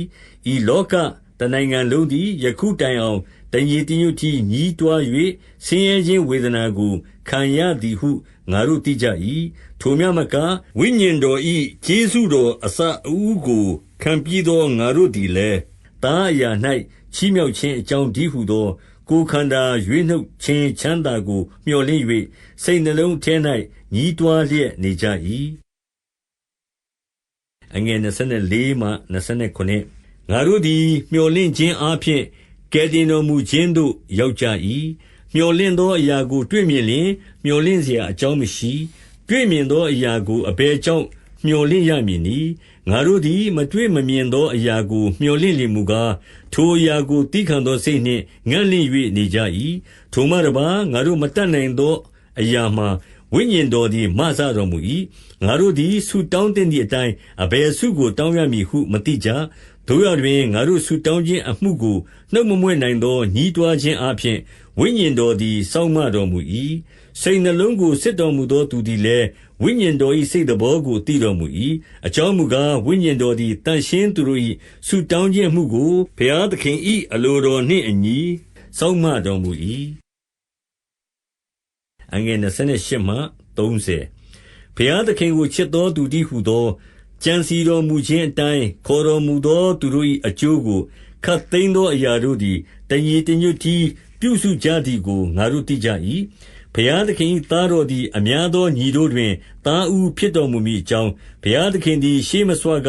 သိတော်မူသောသူတို့ကိုသားတော်၏ပုံသဏ္ဍာန်နှင့်တညီတည်းဖြစ်စေခြင်းကရှေးမဆွကခွဲကန့်မှတ်သားတော်မူ၏ထိုသို့ခွဲကန့်မှတ်သားနှင့်သောသူတို့ကိုခေါ်တော်မူ၏ခေါ်တော်မူသောသူတို့ကိုလည်းဖြောင့်မတ်ရာ၌တည်စေတော်မူ၏ထိုသို့တည်စေတော်မူသောသူတို့ကိုလည်းချီးမြှောက်တော်မူ၏31မှ36တို့ဖြစ်၍ဤအရာများတို့၌အဘယ်သို့ပြောเสียရှိသနည်းဘုရားသခင်သည်ငါတို့ဘက်၌ရှိတော်မူလျှင်အဘယ်သူသည်ငါတို့တစ်ဖက်၌နေနိုင်မည်နည်းမိမိသားတော်ရင်းကိုမနှမျောဘဲငါတို့ရှိသမျှအဖို့လို့ငါစွန့်တော်မူသောသူသည်သားတော်နှင့်တကွခတ်သိမ်းသောအရာတို့ကိုငါတို့အားမပေးဘဲအဘယ်သို့နေတော်မူမည်နည်းဘုရားသခင်ရွေးကောက်တော်မူသောသူတို့ကိုအဘယ်သူသည်အပြစ်တင်မည်နည်းဖြောင့်မတ်ရာ၌တည်စေသောသူကားဘုရားသခင်ပေတည်းအပြစ်စီရင်သောသူကားအဘယ်သူနည်းအသေးခံ၍ခံသည်သာမက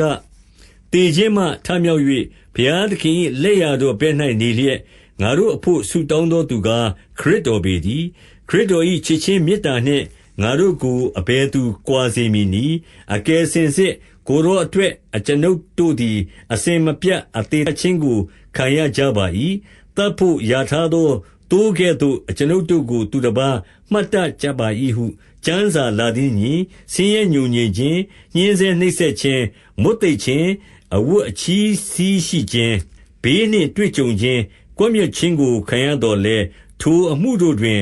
အဘယ်အမှုသည်ခရစ်တော်၏ချစ်ခြင်းမေတ္တာတော်ကိုငါတို့နှင့်ကွာစေမည်နည်း39မှ39မကွာစေသည်သာမကငါတို့ကိုချစ်တော်မူသောသူ၏ကျေးဇူးတော်ကြောင့်ငါတို့သည်ထိုအမှုခတ်သိမ်းတို့ကိုခံစဉ်တွင်ပင်အထူးသဖြင့်အောင်မြင်ကြ၏အကြောင်းမူကားသေခြင်းဖြစ်စေအသက်ရှင်ခြင်းဖြစ်စေကောင်းကင်တမန်ဖြစ်စေအထွတ်အမြတ်ဖြစ်စေအာနာတကိုးဖြစ်စေ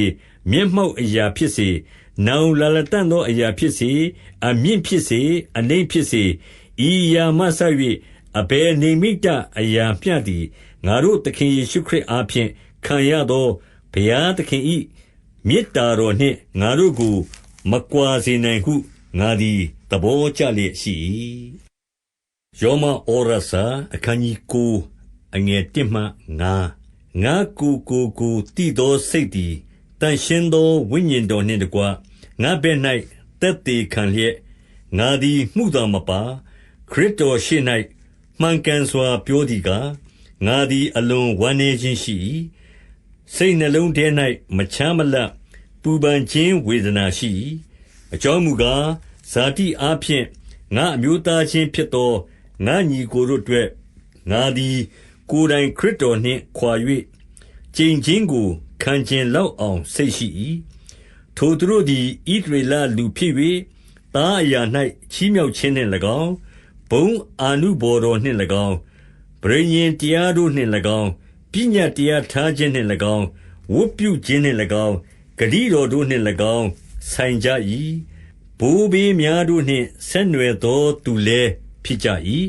ခရစ်တော်သည်လည်းဇာတိအမျိုးအားဖြင့်ထိုသူတို့၏အမျိုးဖြစ်တော်မူ၏ ထိုခရစ်တော်သည်လည်းခပ်သိမ်းသောအရာတို့ကိုအစိုးရတော်မူ၍ထာဝရမင်္ဂလာရှိတော်မူသောဘုရားသခင်ဖြစ်တော်မူ၏အာမင်6ထိုသို့ဆိုသောဘုရားသခင်၏ဂတိတော်မတည်ဟုငါမဆိုလိုအကြောင်းမူကားဣသရေလနှင့်ဆက်နွယ်သောသူအပေါင်းတို့သည်ဣသရေလလူမှန်မဟုတ်ထိုနည်းတူအာဗြဟံ၏အမျိုးအနွယ်ဖြစ်သောသူအပေါင်းတို့သည်အာဗြဟံ၏သားမှန်မဟုတ်ဣဇက်၌သာသင်၏အမျိုးတည်လိမ့်မည်ဟုဗျာဒိတ်တော်ရှိ၏ထိုကြောင့်ဇာတိအမျိုးသားတို့သည်ဘုရားသခင်၏သားမှန်မဟုတ်ဂတိတော်နှင့်ဆိုင်သောသားတို့သည်အမျိုးအနွယ်မှန်သည်ဟုမှတ်တော်မူ၏ဂတိတော်အချက်ဟုမူကားယခုမှစ၍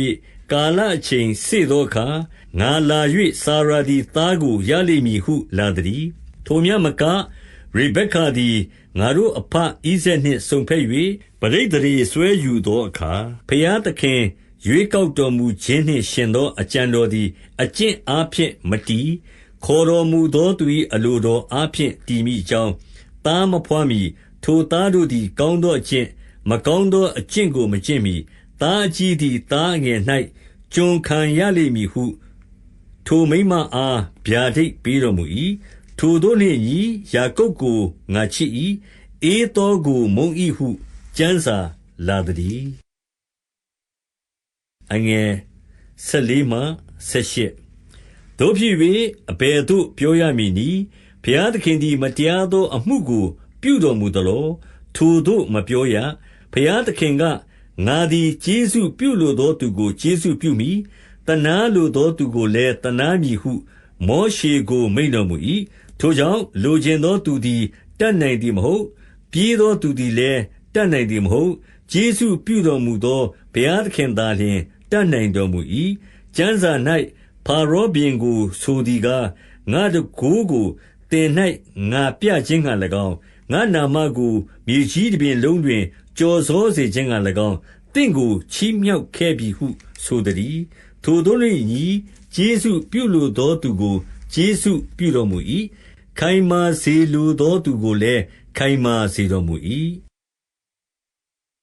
19တို့ဖြစ်လျှင်ဘုရားသခင်သည်အဘယ်ကြောင့်အပြစ်တင်တော်မူသေးသနည်းအဘယ်သူသည်အလိုတော်ကိုစီးတားဘူးသနည်းဟုဆိုမည်လောဘုရားသခင်ကိုညှဉ်းဆန်သောအချင်းလူတင်သည်ကားအဘယ်သူနည်းလုပ်အပ်သောအရာသည်လုပ်တတ်သောသူအားအဘယ်ကြောင့်ငါ့ကိုဤသို့လုပ်သနည်းဟုဆိုရမည်လောအိုးထိန်းသမားသည်အိုးမြေကိုပိုင်သည်မဟုတ်လောအိုးမြေတပုံကြီးနှင့်အိုးမြတ်အိုးရုပ်ကိုလုတ်ပိုင်သည်မဟုတ်လောဘုရားသခင်သည်မိမိအမျက်တော်ကိုပြ၍တန်ခိုးတော်ကိုထင်ရှားစေခြင်းငှါအလိုတော်ရှိလျက်ပျက်စီးခြင်းအဖို့ပြင်ဆင်သောအမျက်ခံရာအိုးများတို့ကိုအလွန်သည်းခံခြင်းခံဒီနှင့်သည်းခံတော်မူသည်မှန်လျှင်အဘယ်ပြောဘွယ်ရှိသနည်းချီးမြှောက်ခြင်းအဖို့ပြင်ဆင်တော်မူနှင့်သောကရုဏာခံရာအိုးများသည်ဟုသောယုဒအမျိုးသားတို့အထဲမှသာမဟုတ်တပါးအမျိုးသားတို့အထဲမှပရောဖက်ဟောရှေဆိုသည့်အတိုင်းခေါ်တော်မူသောငါတို့၌ဘုန်းအာနုဘော်တော်ကြွယ်ဝခြင်းကိုထင်ရှားစေခြင်းငှါ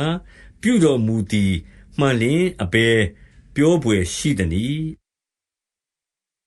25ဟောရှေ၏ကျမ်းစာ၌လာသည်ကားငါ၏လူမဟုတ်သောသူကိုငါ၏လူဟူ၍ငါခေါ်မည်မချစ်သောသူတို့သမီးကိုလည်းအချစ်ဟူ၍ငါခေါ်မည်သင်တို့သည်ငါ၏လူမဟုတ်ဟုပြောဆိုရာအရပ်၌နေသောသူတို့သည်အသက်ရှင်တော်မူသောဘုရားသခင်၏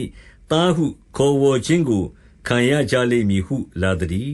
ပရောဖက်ဟေရှာယသည်လည်းဣသရေလအမျိုးကိုရည်မှတ်၍ကြွေးကြော်သည်ကားဣသရေလအမျိုးသားတို့သည်သမုဒ္ဒရာသဲလုံးနှင့်အမျှများသော်လည်းကြွင်းသောသူတို့သာလျှင်ကယ်တင်တော်မူခြင်းသို့ရောက်ကြလိမ့်မည်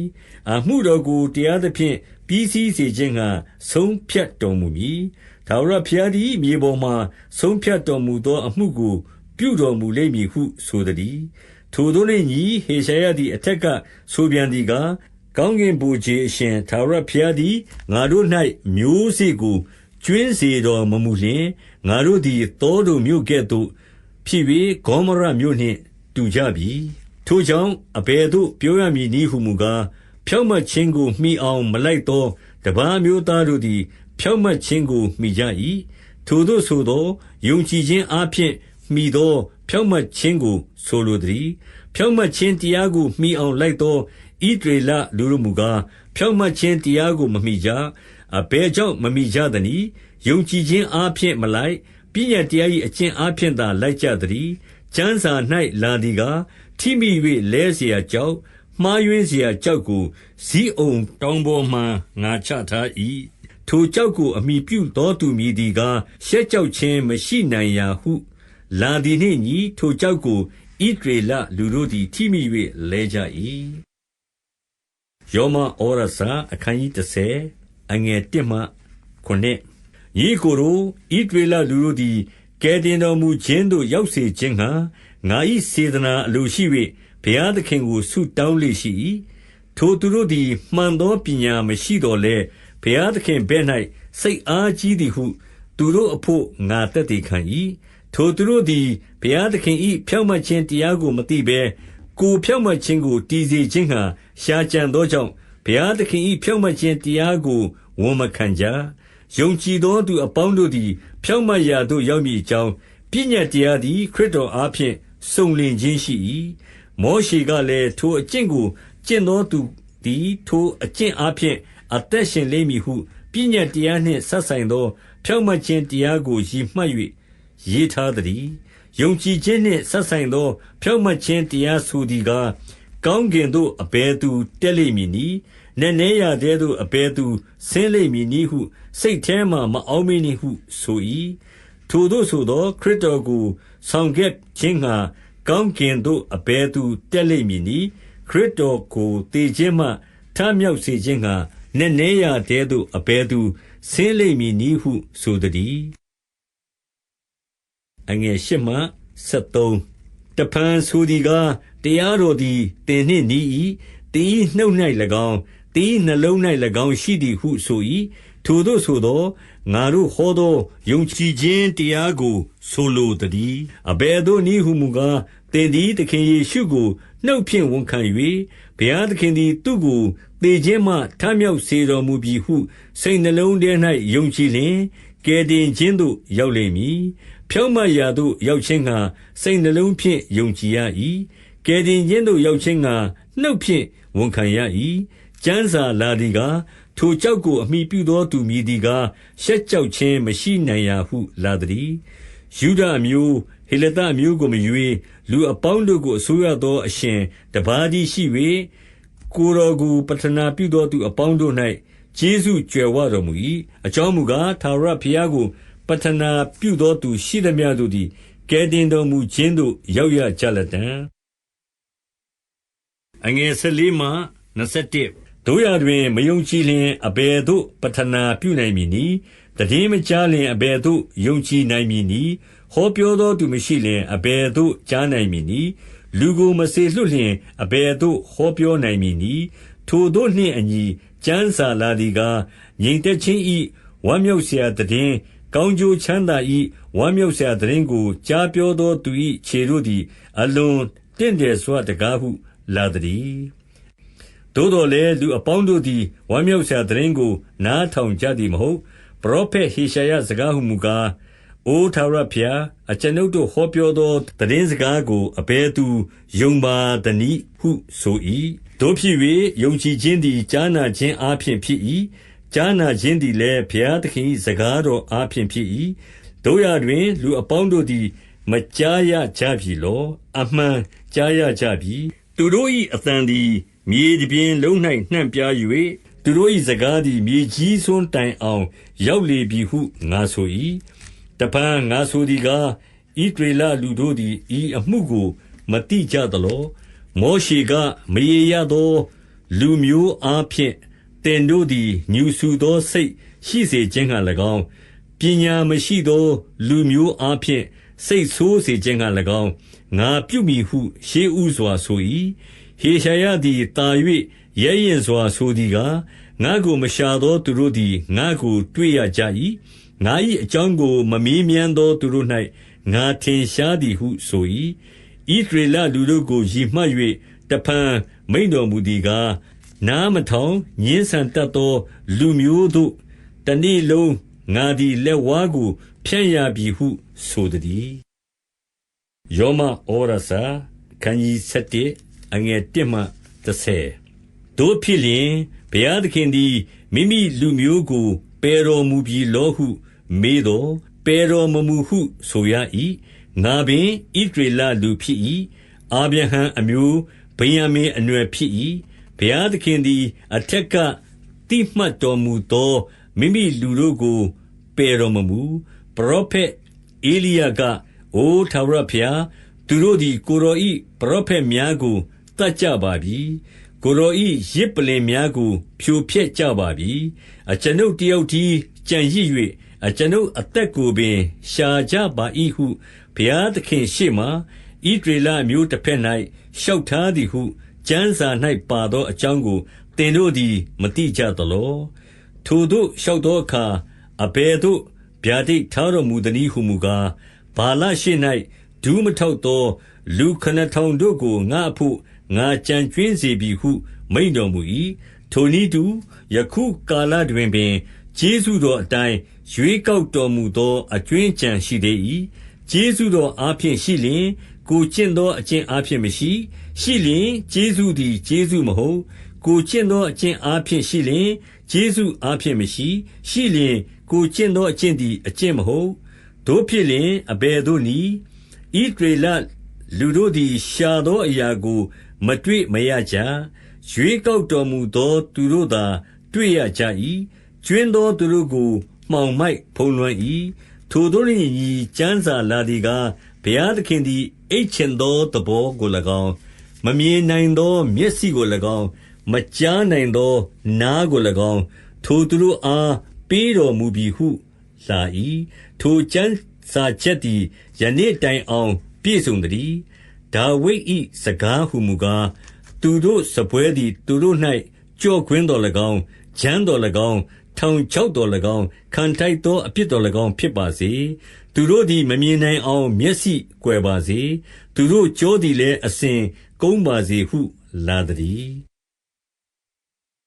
အငယ်7မှ16တို့ဖြစ်လျင်ဣသရေလလူတို့သည်လဲ၍နေရသည့်တိုင်အောင်ထိမိကြပြီလောဟုမေးတော်လဲ၍မနေရကြသူတို့၏စိတ်ကိုနှိုးဆော်เสียအကြောင်းရှိစေခြင်းငှာသူတို့၏လဲခြင်းအပြင်ကယ်တင်တော်မူခြင်းကျေးဇူးသည်တပါးမျိုးသားတို့၌တက်ရောက်လေ၏သူတို့၏လဲခြင်းအရာသည်လောကီသားတို့၏စီးပွားကို၎င်းသူတို့၏ရှုံးခြင်းအရာသည်တပါးမျိုးသားတို့၏စီးပွားကို၎င်းပြုစုလျင်သူတို့၏ပြည့်စုံခြင်းအရာသည်တာ၍ပြုစုမည်မဟုတ်လောထိုတို့ဆိုသောငါသည်တပါးမျိုးသားတို့နှင့်ဆိုင်သောတမန်တော်ဖြစ်သည်နှင့်အညီထိုတမန်တော်၏အရာကိုချီးမွမ်းလျက်ငါအမျိုးသားချင်းတို့၏စိတ်ကိုတခုခုအားဖြင့်နှိုးဆော်၍အချို့တို့ကိုကယ်တင်ခြင်းငှာတပါးမျိုးသားဖြစ်သောသင်တို့အားဆိုရသည်ထိုသူတို့ကိုပယ်တော်မူခြင်းအရာသည်လောကီသားတို့၏မိတ္တဟာယဖွဲ့ခြင်းအကြောင်းဖြစ်လျင်သူတို့ကိုသိမ်းဆည်းတော်မူခြင်းအရာသည်တေခြင်းမှထမြောက်ရှင်ပြန်ခြင်းကဲ့သို့ဖြစ်လိမ့်မည်မဟုတ်လောအဦးနယ်သောမုတ်စိမ်းသည်တန့်ရှင်းလျင်တပုံလုံးတန့်ရှင်းလိမ့်မည်အမြင့်တန့်ရှင်းလျင်အခက်အလက်များလည်းတန့်ရှင်းကြလိမ့်မည်အငယ်16မှ24အချို့သောအခက်တို့ကိုချိုးဖဲ့ပြီးမှရိုင်းသောတန်လွင်ပင်ကြီးဟုသောတင်ကိုအထက်ငုတ်၌ဆက်၍စိုက်သဖြင့်အခက်များနှင့်အတူတန်လွင်ပင်အမြင့်ကို၎င်းအစီဩဇာကို၎င်းဆက်ဆံလျင်ချိုးဖဲ့သောအခက်တို့ကိုကဲ့ရဲ့ဝါကြွားခြင်းမရှိနှင့်ဝါကြွားလင်မူကားတင်သည်အမြင့်ကိုမဆောင်အမြင့်သည်တင့်ကိုဆောင်၏ငါကိုဆက်၍စိုက်ခြင်းငှာထိုအခက်တို့ကိုချိုးဖဲ့ပြီဟုသင်ဆိုပြန်လျင်မှန်စေတော့မယုံကြည်သောစိတ်ရှိသောကြောင့်သူတို့ကိုချိုးဖဲ့သည်ဖြစ်၍သင်သည်ယုံကြည်ခြင်းအားဖြင့်သာတည်၏မာနစိတ်မရှိစေနှင့်ကြောက်ခြင်းစိတ်ရှိစေလော့အကြောင်းမူကားဘုရားသခင်သည်ပဂတိအခက်များကိုနှမျောတော်မမူလျင်သင်တို့ကိုနှမျောတော်မူမည်လောတို့ဖြစ်၍လဲသောသူတို့၌ပြင်းစွာစီရင်တော်မူခြင်းကို၎င်း ကျေးဇူးတော်၌သင်သည်တည်နေလျှင်သင်၌ပြုတော်မူသောကျေးဇူးတော်ကို၎င်းဤနှစ်ပါးကိုအောက်မေ့လော့ကျေးဇူးတော်၌မတည်မနေလျှင်သင်သည်လည်းခုတ်ပစ်ခြင်းကိုခံရမည်သူတို့သည်မယုံကြည်သောစိတ်ပျောက်လျှင်အပင်၌တဖန်ဆက်၍စိုက်သောအခွင့်ကိုရကြလိမ့်မည်သူတို့ကိုတဖန်ဆက်၍စိုက်ခြင်းငှာဘုရားသခင်တတ်နိုင်တော်မူ၏အဘယ်သို့နည်းဟုမူကားပဂတိရိုင်းသောတန်လွင်ပင်မှတင့်ကိုခုတ်ယူ၍ကောင်းသောတန်လွင်ပင်၌ပဂတိကိုမလိုက်ဘဲဆက်၍စိုက်သည်မှန်လျင်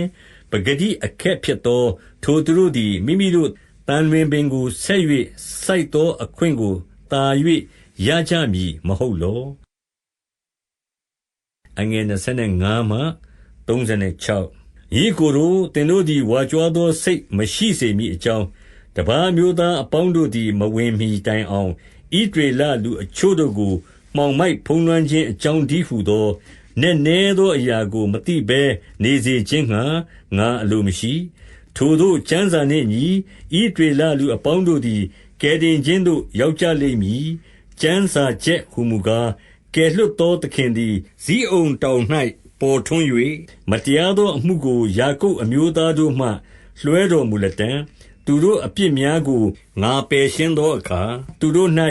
ငါပေးသောပဋိညာဉ်တရားသည်ထိုသို့သောတရားဖြစ်၏ဟုလာသတည်းသူတို့သည်ဧဝံဂေလိတရားအားဖြင့်မူကားသင်တို့အကြောင်းကြောင့်ရန်သူဖြစ်ကြ၏ရွေးကောက်တော်မူခြင်းအားဖြင့်မူကားဘိုးဘေးများအကြောင်းကြောင့်ချစ်သူဖြစ်ကြ၏အဘယ်သို့နည်းဟုမူကားဘုရားသခင်ပေးသနာတော်မူခြင်းခေါ်ထားတော်မူခြင်းကျေးဇူးသည်ဖောက်ပြန်ခြင်းသဘောမရှိသင်တို့သည်အထက်ကဘုရားသခင်၏စကားတော်ကိုနားမထောင်ဘဲနေတော်လဲယခုတွင်သူတို့နားမထောင်ခြင်းအမှုအားဖြင့်တနာတော်မူခြင်းကိုခံရသကဲ့သို့ထိုနည်းတူသင်တို့ခံရသောတနာတော်မူခြင်းအားဖြင့်သူတို့လည်းတနာတော်မူခြင်းကိုခံရမည်အကြောင်းယခုတွင်သူတို့သည်နားမထောင်ဘဲနေရကြ၏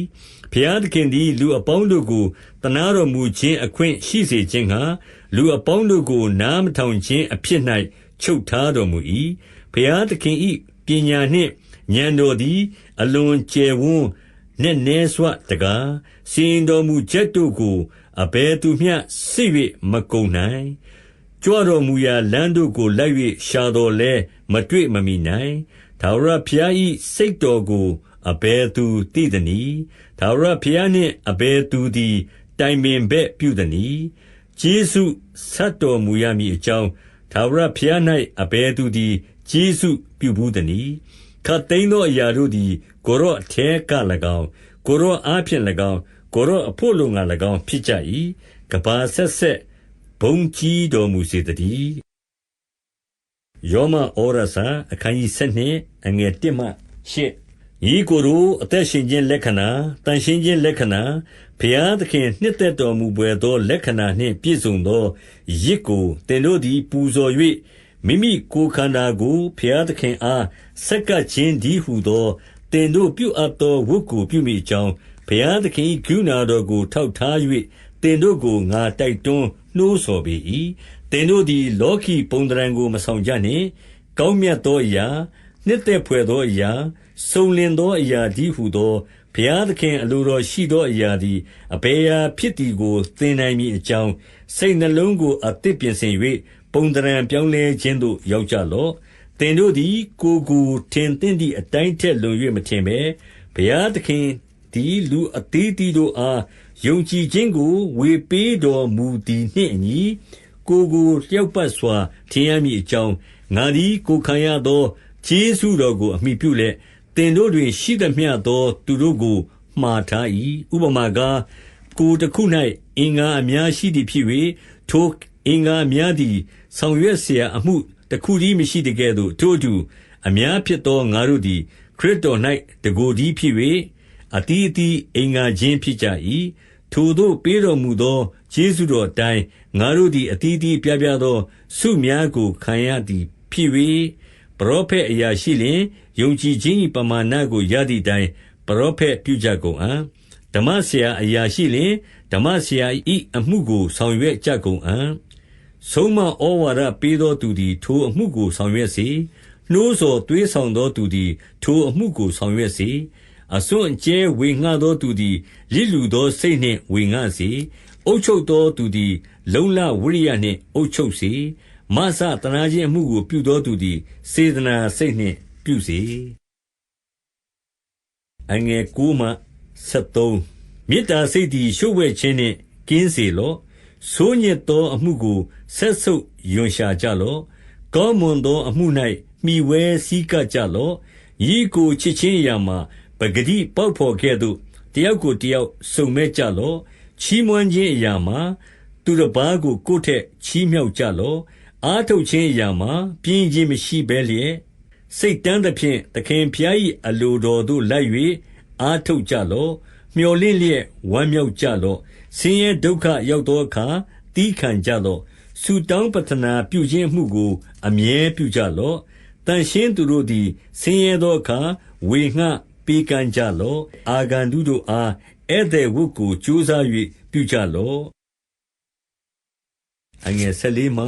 19သင်တို့ကိုညှင်းဆဲသောသူတို့အဖို့မေတ္တာပို့ကြလော့ကျိန်ဆဲခြင်းကိုမပြုမေတ္တာပို့ခြင်းကိုသာပြုကြလော့ဝမ်းမြောက်သောသူတို့နှင့်အတူဝမ်းမြောက်ခြင်းကို၎င်းငိုကြွေးသောသူတို့နှင့်အတူငိုကြွေးခြင်းကို၎င်းပြုကြလော့အချင်းချင်းစိတ်တော်တညီတညွတ်ထီရှိကြလော့ဂုံစည်းစိမ်ကိုငဲ့ကွက်ခြင်းမရှိကြနှင့်နှိမ့်ချသောသူတို့ကိုအပေါင်းအဖော်လုပ်ကြလော့ငါသည်ပညာရှိ၏ဟုကိုမထင်ကြနှင့်အဘယ်သူကိုမျှရန်တုတ်မမူကြနှင့်လူအပေါင်းတို့ရှေ့မှတင့်တယ်လျောက်ပတ်သောအကျင့်ကိုကြံစီကြလော့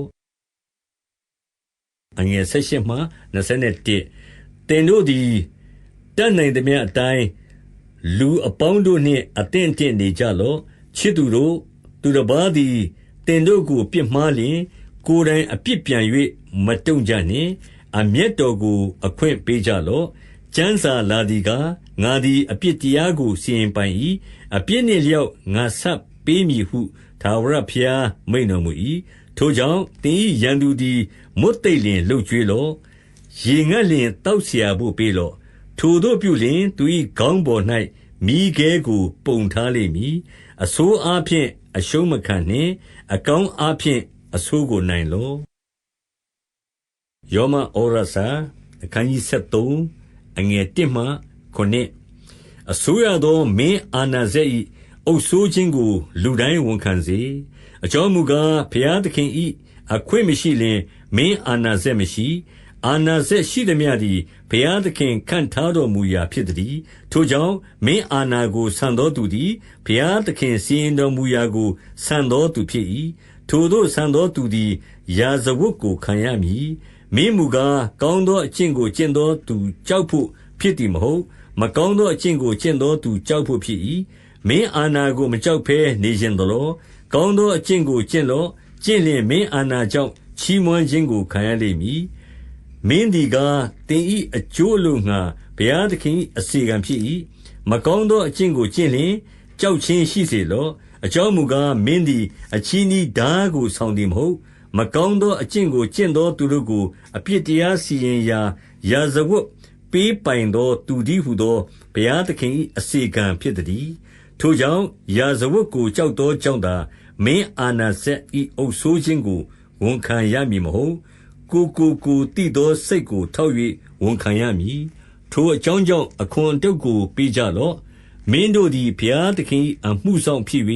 အမှုတော်ကိုအမြဲထမ်းကြ၏ထိုကြောင့်လူအသီးသီးခံထိုက်သည့်အတိုင်းပေးကြလော့အခွန်ကိုခံထိုက်သောသူအားအခွန်ကို၎င်း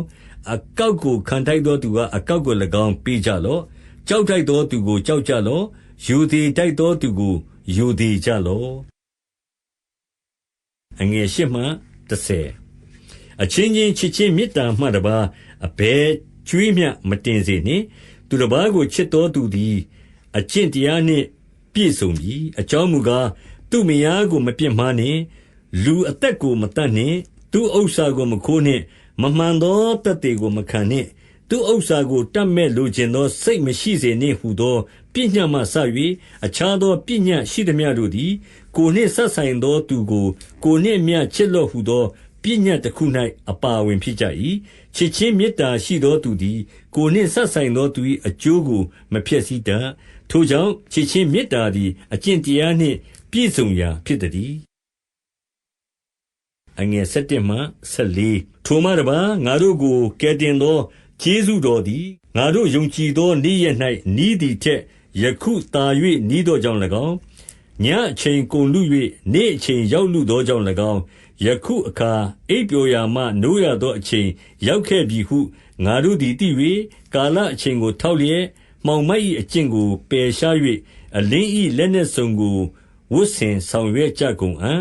ပွဲလုပ်ခြင်းရစ်မျိုးတောက်ကျူးခြင်းမတရားသောမေထုံ၌မှီဝဲခြင်းကိလေသာညှဉ်းညူးခြင်းရန်တွေ့ခြင်းဂုဏ်ပြိုင်ခြင်းအမှုတို့ကိုကျင့်ဆောင်၍နေ့အချိန်၌ကဲ့သို့တင့်တယ်လျောက်ပတ်စွာကျင့်ဆောင်ပြုမှုကြကုန်အံ့သခင်ယေရှုခရစ်ကိုယူတင်ဝတ်ဆောင်ကြလော့ကိုယ်ကာယ၏တတ်မဲ့ခြင်းအလိုငှာမကြံစီကြနှင့်ယောမဩရစာအခန်းကြီး14အငယ်1မှ9ယုံကြည်အားနည်းသောသူတို့ကိုလက်ခံကြလော့တို့ရတွင်ယုံမှားပွေသောပြဿနာတို့ကိုထိုသူနှင့်မဆွေးနွေးကြနှင့်အစာအမျိုးမျိုးကိုစားအပ်သည်ဟုလူအချို့ယုံ၏အားနည်းသောသူမူကားဟင်းသည်ဟင်းရွက်ကိုသာစား၏အမျိုးမျိုးကိုစားသောသူသည်မစားသောသူကိုမထီမဲ့မြင်မပြုစေနှင့်မစားသောသူသည်လည်းစားသောသူကိုမစစ်ကြောမစီရင်စေနှင့်အကြောင်းမူကားဖျားသခင်သည်သူ့ကိုလက်ခံတော်မူပြီသူတစ်ပါးပိုင်သောလူကိုစစ်ကြောစီရင်သောတင်သည်အဘယ်သူနည်းသူသည်မိမိသခင်စီရင်သောအားဖြင့်သာအပြစ်လွတ်ခြင်းအပြစ်ခံခြင်းသို့ရောက်ရ၏သူသည်အပြစ်လွတ်ခြင်းသို့ရောက်လိမ့်မည်အကြောင်းမူကားဘုရားသခင်သည်သူ၏အပြစ်ကိုလွတ်ခြင်းငှာတတ်နိုင်တော်မူ၏နေ့ရက်တရက်ထက်တရက်သာ၍မြတ်သည်ဟုလူအချို့ထင်တတ်၏လူအချို့မထင်လူတိုင်းမိမိစိတ်သဘောကြပါစေနေ့ရက်ကိုစောင့်သောသူသည်သခင်ဖျားကိုထောက်၍စောင့်၏နေ့ရက်ကိုမစောင့်သောသူသည်လည်းသခင်ဖျားကိုထောက်၍မစောင့်ဘဲနေ၏စားသောသူသည်သခင်ဖျားကိုထောက်သောစိတ်နှင့်စား၍ကျေးဇူးတော်ရှိသည်ဟုဝန်ခံ၏မစားသောသူသည်လည်းသခင်ဖျားကိုထောက်သောစိတ်နှင့်မစားဘဲနေ၍ကျေးဇူးတော်ရှိသည်ဟုဝန်ခံ၏ငါတို့တွင်အဘယ်သူမျှကိုယ်အဖို့လို့ငါအသက်မရှင်အဘယ်သူမျှကိုယ်အဖို့လို့ငါမသေးအသက်ရှင်လျင်သခင်ဖျားအဖို့အလိုငါရှင်၏တေလင်လည်းသခင်ဖျားအဖို့အလိုငါတေ၏ထိုကြောင့်အသက်ရှင်သည်ဖြစ်စေတေသည်ဖြစ်စေသခင်ဖျားဆိုင်တော်မူ၏အကြောင်းမူကားခရစ်တော်သည်တေသောသူတို့ကို၎င်းရှင်သောသူတို့ကို၎င်းအစိုးရသောအရှင်ဖြစ်လိုသောငါအသေးခံ၍ခံပြီးမှအသက်ရှင်ပြန်တော်မူ၏အငယ်30မှ12တင်းသည်ညီကိုချင်းကိုအဘယ်ကြောင့်စစ်ကြောစီရင်သနည်းညီကိုချင်းကိုအဘယ်ကြောင့်မထီမဲ့မြင်ပြုသနည်းငါတို့ရှိသမျှသည်ခရစ်တော်၏တရားပလင်တော်ရှေ့သို့ရောက်ရကြမည်ကျမ်းစာလာသည်ကားငါအသက်ရှင်တော်မူသည်ဖြစ်၍ငါရှိ၌လူတိုင်းဒူးထောက်ရမည်ဘုရားသခင်အားလူတိုင်းမိမိနှုတ်နှင့်သစ္စာခံရမည်ဟုထာဝရဘုရားမိန့်တော်မူ၏တို့ဖြစ်၍ငါတို့ရှိသမျှသည်ဘုရားသခင်စစ်ကြောတော်မူခြင်းကိုခံရကြမည်အငယ်73မှ79ထိုကြောင့်ငါတို့သည်ယခုမှစ၍အချင်းချင်းမစစ်ကြောမစီရင်ဘဲနေကြကုန်အံ့ညီကိုချင်းထိမိ၍လဲเสียအခွင့်မှားယွင်းเสียအခွင့်မရှိစေမည်အကြောင်းတာ၍စီရင်ကြကုန်အံ့အဘဲအစာမျှပဂတိအတိုင်းမညစ်ညူးကြောင်းကိုငါသည်သခင်ယေရှုကိုအမိပြုလျက်သဘောကျ၍အမှန်သိ၏သို့တော်လည်းညစ်ညူးသည်ဟုအကျဉ်သူသည်ထင်၏ထိုသူ၌ညစ်ညူး၏တင်းညီကိုသည်တင်စားသောအစာကြောင့်စိတ်နာရလျင်တင်းသည်မေတ္တာတရားကိုမကျင့်ခရစ်တော်သည်အသေးခံတော်မူသောကျေးဇူးတော်ကိုခံသောသူကိုတင်းအစာအားဖြင့်အကျိုးမနည်းစေနှင့်တင်တို့သည်အခွင့်ရသည့်အမှုမှာကဲ့ရဲ့เสียအကြောင်းမရှိစေနှင့်ဘုရားသခင်၏နိုင်ငံတော်သည်အစားအသောက်၌မတည်ဖြောင့်မတ်ခြင်းညီသက်ခြင်းတန်ရှင်းသောဝိညာဉ်တော်အားဖြင့်ခံရသောဝမ်းမြောက်ခြင်း၌တည်၏အငယ်18မှ23ထိုသို့ကျင့်၍ခရစ်တော်၏အမှုကိုဆောင်ရွက်သောသူသည်ဘုရားသခင်ရှေ့၌နှစ်သက်ဖွယ်လူတို့တွင်ချီးမွမ်းဖွယ်ဖြစ်၏ထိုကြောင့်ညီသက်ခြင်းနှင့်၎င်း အချင်းချင်းတိဆောက်ခြင်းနှင့်၎င်းရှင်သောအရာတို့ကိုမှီအောင်လိုက်ကြကုန်အံ့ဘုရားသခင်၏အမှုတော်ကိုသင်၏အစာအလိုငါမဖြစ်စည်းနှင့်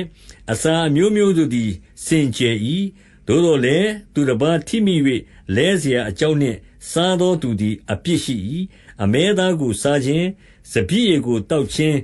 ကိစ္စမှစ၍ညီကိုထိမိ၍လဲเสียအကြောင်းမှားယွင်းเสียအကြောင်းအားနည်းเสียအကြောင်းများကိုရှောင်အပ်၏တင်သည်ယုံခြင်းရှိလျင်ကိုလိုလျောက်ဘုရားသခင်ရှေ့၌ရှိစေလော့ကိုလက်ခံသောအမှုမှာကိုမစစ်ကြောမစင်သောသူသည်မင်္ဂလာရှိ၏ယုံမှားသောသူသည်စားလျင်ယုံသောစိတ်မရှိဘဲစားသောကြောင့်အပြစ်စီရင်ခြင်းကိုခံရ၏ယုံသောစိတ်မရှိဘဲကျင့်နှမျှသောအကျင့်တို့သည်အပြစ်ရှိကြ၏ယောမဩရစာခန်းကြီး15အငယ်1မှ9တို့ဖြစ်၍အားရှိသောငါတို့သည်ကိုအလိုတို့မလိုက်အားနည်းသောသူတို့၏အားနည်းခြင်းကိုတီးခံရကြမည်ထိုတို့ငါတို့ရှိသမျှသည်ကိုနှင့်ဆက်ဆိုင်သောသူ၏အကျိုးကိုထောက်၍သူကိုတိဆောက်စေခြင်းငှာသူ၏အလိုတို့လိုက်ကြကုန်အံ့အကြောင်းမူကားခရစ်တော်သည်ကိုအလိုတို့မလိုက်ကျမ်းစာလာသည့်အတိုင်းကဲ့ရဲ့ခြင်းကိုခံတော်မူ၏ကိုယ်တော်ကိုကဲ့ရဲ့သောသူတို့၏စကားသည်အကျွန်ုပ်အပေါ်သို့ရောက်ပါ၏ဟုကျမ်းစာလာသတည်းငါတို့သည်ကျမ်းစာ၌ပါသောသည်းခံခြင်းသက်သာခြင်းအကြောင်းများကိုအမိပြု၍မျှော်လင့်ရသောအခွင့်ရှိစေခြင်းငှာကျမ်းစာ၌အထက်ကရေးထားသမျှသည်ငါတို့ကိုဆုံးမဩဝါဒပေး၍ရေးထားသတည်းသင်တို့သည်ငါတို့သခင်ယေရှုခရစ်၏ခမည်းတော်ဒီဟုသောဘုရားသခင်ကိုတညီတညွတ်တီနှုတ်မြွက်၍ချီးမွမ်းစေခြင်းငှာယေရှုခရစ်၏အလိုတော်အတိုင်းအချင်းချင်းစိတ်တညီတညွတ်တီရှိကြမည်အကြောင်းတီးခံခြင်းသက်သာခြင်း၏အရှင်ဘုရားသခင်သည်ကယ်မတနာတော်မူပါစေသောခရစ်တော်သည်ဘုရားသခင်ဘုန်းတော်ကိုထင်ရှားစေလျက်တင်တို့ကိုလက်ခံတော်မူသည်နည်းတူတင်တို့သည်တယောက်ကိုတယောက်လက်ခံကြလော့အငယ်8မှ73တဖန်ငါဆိုသည်ကားယေရှုခရစ်သည်ဘုရားသခင်၏တစ္ဆာတော်ကိုထောက်၍ဘိုးဘေးများခံရသောဂတိတော်တို့ကိုတည်စေခြင်းငှာအယေပြားလိခြင်းကိုခံသောသူတို့၏အမှုကိုဆောင်ရွက်တော်မူ၏တပါးမျိုးသားတို့သည်လည်းဘုရားသခင်၏ကရုဏာတော်ကိုအံ့ဩချီးမွမ်းကြလိမ့်မည်ထိုတို့နှင့်ညီကျမ်းစာလာသည်ကားထိုကြောင့်တပါးမျိုးသားတို့တွင်ကျေးဇူးတော်ကိုအကျွန်ုပ်ချီးမွမ်း၍နာမတော်ကိုထောမနာတည်ခြင်းဆိုပါမည်ဟုလာသည်တဖန်လာသည်ကားတပါးမျိုးသားတို့တင်တို့သည်ဘုရားသခင်၏လူမျိုးနှင့်အတူဝမ်းမြောက်ခြင်းရှိကြလော့ဟုလာ၏တဖန်ကလူမျိုးအပေါင်းတို့ထာဝရဘုရားကိုချီးမွမ်းကြလော့လူအနွယ်အပေါင်းတို့အလွန်ချီးမွမ်းကြလော့ဟုလာ၏တဖန်ဟေရှာယဆိုသည်ကားယေရှဲ၏အမြစ်ပေါက်၍တပါးမျိုးသားတို့ကိုအုပ်ဆိုးခြင်းငှာပေါ်ထွန်းသောသူဖြစ်လိမ့်မည်ထိုသူကိုတပါးမျိုးသားတို့သည်ကိုးစားကြလိမ့်မည်ဟုဆိုသည်တင်တို့သည်တန်ရှင်းသောဝိညာဉ်တော်၏တန်ခိုးအားဖြင့်မျှော်လင့်ခြင်းပါရမီနှင့်ကြွယ်ဝစေခြင်းငှာယုံကြည်သောစိတ်ရှိ၍ဝမ်းမြောက်သက်သာခြင်းအမျိုးမျိုးတို့နှင့်ပြည့်စုံမည်အကြောင်းမျှော်လင့်ခြင်း၏ရှင်ဘုရားသခင်သည်ကယ်မတနာတော်မူပါစေသောအငယ်14မှ19ညီကိုတို့တင်တို့သည်ကောင်းသောပဂတိသဘောနှင့်ပြည့်စုံ၍အရာရာတို့ကိုသိနာလေသဖြင့်အချင်းချင်းဆုံးမခြင်းငှာတတ်နိုင်သည်ကိုငါသဘောကျလျက်ရှိ၏သို့တော်လည်းတန်ရှင်းသောဝိညာဉ်တော်သည်တန်ရှင်းစေတော်မူသောနှစ်သက်ဖွယ်ရာပူဇော်တကာသည်ဟုသောတပါးအမျိုးတို့ကိုပူဇော်ခြင်းငှာငါသည်ဘုရားသခင်ဧဝံဂေလိတရားကိုဟောပြောသောအမှုကိုဆောင်ရွက်၍တပါးမျိုးသားတို့တွင်ယေရှုခရစ်၏အမှုဆောင်ဖြစ်မည်အကြောင်းဘုရားသခင်သည်ငါ၌အပ်ပေးတော်မူသောကျေးဇူးတော်ကိုငါအမိပြု၍ညီကိုတို့တင်တို့ကိုသတိပေးလျက်တာ၍ရဲရင်စွာရေးလိုက်ပါ၏ထိုကြောင့်ဘုရားသခင်နှင့်ဆက်ဆိုင်သောအရာတို့၌ငါသည်ယေရှုခရစ်ကိုအမိပြု၍ဝါကြွားဝမ်းမြောက်ခြင်းအကြောင်းရှိ၏တပါးမျိုးသားတို့သည်စကားအဖြင့်၎င်းအကျင့်အဖြင့်၎င်းနားထောင်စေခြင်းငှာခရစ်တော်သည်နမိတ်လက္ခဏာအံ့ဘွယ်သောအမှုများ၌ပါသောတကူတန်ရှင်းသောဝိညာဉ်တော်၏တကူကိုပြ၍ငါအားဖြင့် ပြုတော်မူသမျှတို့ကိုသာငါပြောဝံ့၏ထိုကျေးဇူးတော်ကိုအမိပြုလျက်ငါသည်ယေရုရှလင်မြို့မှစ၍ဣလုရိပြည်တိုင်အောင်ပတ်ဝန်းကျင်အရပ်တို့၌ခရစ်တော်၏ဧဝံဂေလိတရားကိုအကုန်စင်ဟောပြောခဲ့ပြီအငယ်20မှ24ထိုသို့အခြားသူတည်သောတိုက်မြစ်အပေါ်မှာငါထပ်၍မတည်မဆောက်ခရစ်တော်၏နာမကိုမကြားဘူးသောအရပ်၌ဧဝံဂေလိတရားကိုဟောခြင်းငှါစေတနာစိတ်နှင့်ငါကြိုးစားအားထုတ်လေရှိ၏ထိုသို့နှင့်ညီကျမ်းစာလာသည်ကားထိုသူ၏အကြောင်းကိုအဘယ်သူမျှမပြဘူးတော်လဲသူတို့သည်မြင်ကြလိမ့်မည်မကြားဘူးသောသူတို့သည်နားလည်ကြလိမ့်မည်ဟုလာသည်ထိုကြောင့်သင်တို့ရှိရာသို့ငါလာရသောအခွင့်မရှိအစီးတားများလှပြီယခုမူကားဤအရပ်တို့၌အခွင့်မရသည်ဖြစ်၍သင်တို့ရှိရာသို့တွားခြင်းငှါတာရှည်စွာကာလပတ်လုံးအလိုရှိသောကြောင့်စပါနိပြည်သို့ငါတွားသောအခါလမ်းခီး၌သင်တို့ကိုတွေ့မြင်၍သင်တို့နှင့်အတူပေါင်းဖော်လျက်အတန်အရာအလိုပြည့်စုံပြီးမှထိုပြည်သို့သင်တို့ပို့ဆောင်ခြင်းကျေးဇူးကိုခံမည်ဟုမြော်လင့်၏အငယ်25မှ29ယခုအခါတန်ရှင်းသူတို့ကိုလှုပ်ကြွေး၍ယေရုရှလင်မြို့သို့ငါတွားရမည်အကြောင်းမူကားမာကေဒေါနိပြည်သားတို့နှင့်အခါယပြည်သားတို့သည်ယေရုရှလင်မြို့၌ဆင်းရဲသောတန်ရှင်းသူတို့အားဥစ္စာကိုဝေမျှ၍စေတနာစိတ်နှင့်လှူကြပြီစေတနာစိတ်ရှိသည်ဟုဆိုသောထိုသူတို့သည်ကျေးဇူးတင်သောသူဖြစ်ကြ၏အကြောင်းမူကားတပါးအမျိုးသားတို့သည်ဓမ္မဥစ္စာကိုယုဒအမျိုးသားတို့နှင့်ဆက်ဆံ၍ခံရသည်မှန်လျင်လောကီဥစ္စာကိုလှူ၍လှုပ်ကြွေးအပ်၏ထိုကြောင့်ဤအမှုကိုငါဆောင်ရွက်၍ဤအလှူလက်ဆောင်ကိုလုံခြုံစေပြီးလျှင်သင်တို့အနားမှရှောက်၍စပါနိပြည်သို့သွားမည်သင်တို့ရှိရာသို့ငါရောက်သောအခါခရစ်တော်၏ဧဝံဂေလိတရား၌ပါသောကောင်းကြီးမင်္ဂလာပြည့်စုံခြင်းနှင့်ရောက်လာမည်ကိုငါသိ၏အငယ်30မှ32ငါသည်ဘုရားသခင်အလိုတော်အတိုင်းဝမ်းမြောက်သောစိတ်နှင့်သင်တို့ရှိရာသို့ရောက်၍သင်တို့နှင့်အတူသက်သာခြင်းကိုခံစားလိုသောငါယုဒပြည်၌ညှဉ်းဆန်သောသူတို့လက်မှငါလွတ်မည်အကြောင်းယေရုရှလင်မြို့အားငါလှုပ်ကြွေးခြင်းအမှုကိုတန်ရှင်းသူတို့သည်နှစ်သက်မည်အကြောင်းညီကိုယ်တို့သင်တို့သည်ငါနှင့်အတူကြိုးစားအားထုတ်၍ငါအဖို့အလိုငါဘုရားသခင်ကိုဆုတောင်းပန်ပြုကြလော့ဟုငါတို့သခင်ယေရှုခရစ်နှင့်ဝိညာဉ်တော်၏မေတ္တာကရုဏာကိုအကြောင်းပြု၍သင်တို့ကိုငါတိုက်တွန်းနှိုးဆော်ပါ၏ငြိမ်သက်ခြင်း၏အရှင်ဘုရားသခင်သည်သင်တို့ရှိသမျှနှင့်အတူတည်နေတော်မူပါစေသောအာမင်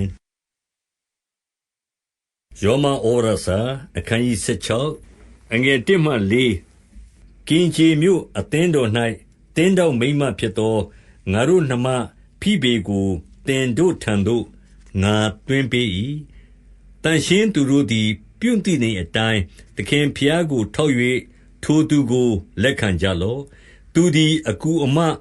လိုသမျှသောအမှုတို့၌သူကိုကူမကြလော့အကြောင်းမူကားသူသည်များစွာသောသူတို့ကို၎င်းငါကို၎င်းမဆသောသူဖြစ်၏ငါနှင့်တူယေရှုခရစ်၏အမှုတော်ကိုဆောင်ရွက်သောသူပိကေလနှင့်အာကုလကိုနှုတ်ဆက်ကြလော့ထိုသူတို့သည်ငါအသက်ဖို့မိမိတို့လယ်ပင်ကိုချထားသောသူဖြစ်ကြ၏သူတို့ကျေးဇူးရှိသည်ဟုငါတယောက်ထီးသာဝန်ခံသည်မဟုတ်တပါးအမျိုးသားအသင်းတော်အပေါင်းတို့သည်ဝန်ခံကြ၏အငယ်9မှ9သူတို့အိမ်၌ရှိသောအသင်းတော်ကိုလည်းနှုတ်ဆက်ကြလော့အာရှိပြည်တွင်ခရစ်ဖို့အဦးသီးသောအသီးဖြစ်သောငါချစ်သားဧပနက်ကိုနှုတ်ဆက်ကြလော့ငါတို့အမှုကိုကြိုးစား၍ဆောင်ရွက်သောမာရိကိုနှုတ်ဆက်ကြလော့ငါနှင့်အတူအကျဉ်းခံရသောသူငါအမျိုးသားချင်းအန္ဒရောနိနှင့်ယုနိကိုနှုတ်ဆက်ကြလော့ထိုသူတို့သည်တမန်တော်များတွင်အသရေထင်ရှားသောသူဖြစ်ကြ၏ငါအရင်တပည့်တော်အဖြစ်သို့ရောက်သောသူလည်းဖြစ်ကြ၏အငယ်8မှ16သခင်ဖျား၌ငါချစ်သားအမ်ပလိကိုနှ နှုတ်ဆက်ကြလော့ငါတို့နှင့်အတူခရစ်တော်၏အမှုကိုဆောင်ရွက်သောဥရဘန်နှင့်ငါချစ်သားတထာကုကိုနှုတ်ဆက်ကြလော့တပည့်တော်စစ်ဖြစ်သောအပေလေနှင့်အာရိတောပုလု၏အိမ်သူအိမ်သားတို့ကိုနှုတ်ဆက်ကြလော့ငါ၏အဆွေမျိုးဟေရောဒရုန်နှင့်တပည့်တော်ဖြစ်သောနာကိတု၏အိမ်သူအိမ်သားတို့ကိုနှုတ်ဆက်ကြလော့သခင်ဖျား၏အမှုတော်ကိုကြိုးစားသောမိန်းမတရုဖဲနနှင့်တရုဖောသကို၎င်းသခင်ဖျား၏အမှုတော်ကိုအလွန်ကြိုးစား၍ချစ်အပ်သောမိန်းမပေရတိကို၎င်းနှုတ်ဆက်ကြလော့မြတ်သောတပည့်တော်ရုဖုနှင့်သူ၏အမိဒီဟုသောငါ၏အမိကိုနှုတ်ဆက်ကြလော့အတုံကျိတ်ဖလီကုံဟေရမပတ်ရောဘဟေရမေမှဆ၍သူတို့နှင့်အတူနေသောညီကိုတို့ကိုနှုတ်ဆက်ကြလော့ဖိလောလုယူလိနေရုနှမနှင့်ဩလုံပမှဆ၍သူတို့နှင့်အတူနေသောတန်ရှင်းသူအပေါင်းတို့ကိုနှုတ်ဆက်ကြလော့အချင်းချင်းတယောက်ကိုတယောက်တန်ရှင်းသောနမ်းခြင်းနှင့်နှုတ်ဆက်ကြလော့ခရစ်တော်၏အသင်းတော်အပေါင်းတို့သည်တင်တို့နှင့်နှုတ်ဆက်ကြ၏19မှ20ညီကိုတို့တင်တို့ခံရပြီးသောဆုံးမဩဝါဒနှင့်ဆန့်ကျင်ဘက်ဖြစ်သောသင်ခွဲခြင်းမှားယွင်းခြင်းအကြောင်းကိုပြုတတ်သောသူတို့ကိုမှတ်၍ရှောင်ကြလော့ဟုငါသတိပေး၏အကြောင်းမူကားထိုသို့သောသူတို့သည်ငါတို့သခင်ခရစ်တော်၏အမှုကိုမဆောင်ရွက်ဖဲလျက်မိမိတို့ဝမ်း၏အမှုကိုသာဆောင်ရွက်၍လောကဝတ်စကားနှင့်ချော့မော့သောစကားအဖျင်စိတ်ကောင်းသောသူတို့ကိုလှည့်ဖြားတတ်ကြ၏သင်တို့ယုံကြည်နားထောင်ခြင်းအကြောင်းအရာသည်လူအပေါင်းတို့တွင်ကြော်စောသည်ဖြစ်၍ငါဝမ်းမြောက်ခြင်းရှိ၏သို့တော်လည်းသင်တို့သည်ကောင်းသောအမှု၌ကားပညာရှိစေခြင်းက၎င်းဆိုးသောအမှု၌ကားအပြစ်ကင်းစေခြင်းက၎င်းငါအလိုရှိ၏ငြိမ်သက်ခြင်း၏ရှင်ဘုရားသခင်သည်မကြာမမြင့်မီစာတန်ကိုသင်တို့ခြေအောက်၌နှိပ်စက်တော်မူမည်ငါတို့သခင်ယေရှုခရစ်ကျေးဇူးတော်သည်သင်တို့၌ရှိပါစေသော21မှ24ငါနှင့်အတူအမှုတော်ကိုဆောင်ရွက်သောတိမောသေမှစ၍ငါ၏အဆွေအမျိုးလုကိယာတုန်တောတိပတရုတို့သည်သင်တို့ကိုနှုတ်ဆက်ကြ၏ဤစာကိုရေးသောကျွန်ုပ်တေရတိသည်သခင်ဖျားကိုထောက်၍သင်တို့ကိုနှုတ်ဆက်ပါ၏ငါကို၎င်းသင်းဝင်သူအပေါင်းတို့ကို၎င်းလက်ခံ၍ဧည့်သည်ဝတ်ကိုပြုတတ်သောဂါယုမြို့စီဧရတုသင်တို့ညီကွာတုတို့သည်သင်တို့ကိုနှုတ်ဆက်ကြ၏ငါတို့သခင်ယေရှုခရစ်ကျေးဇူးတော်သည်သင်တို့အပေါင်း၌ရှိစေတည်းအာမင်25မှ29ရှေးကကာလပတ်လုံးဝှက်ထားပြီးလျှင်ယခုမှထင်ရှားသည်ဖြစ်၍လူမျိုးအပေါင်းတို့သည်ယုံကြည်နားထောင်ကြမည်အကြောင်းပရောဖက်တို့၏ကျမ်းစာများလာသည်နှင့်အညီထာဝရဘုရားသခင်၏ပညတ်တော်တိုင်းထိုသူတို့အားဘော်ပြသောနက်နဲရာကိုဖွင့်ထားခြင်းကျေးဇူးတော်နှင့်လျော်စွာငါဟောသောဧဝံဂေလိတရားတည်းဟုသောယေရှုခရစ်၏အကြောင်းကိုဟောပြောခြင်းအပြင်သင်တို့ကိုမြဲမြံခိုင်ခံ့စေခြင်းငှါတတ်နိုင်တော်မူသောအရှင်တဆူတည်းသာလျှင်ပညာနှင့်ပြည့်စုံတော်မူသောဘုရားသခင်သည်ယေရှုခရစ်အားဖြင့်ကမ္ဘာအဆက်ဆက်ဘုန်းကြီးတော်မူစေတည်းအာမင်ယောမဩဝါဒစာပြီး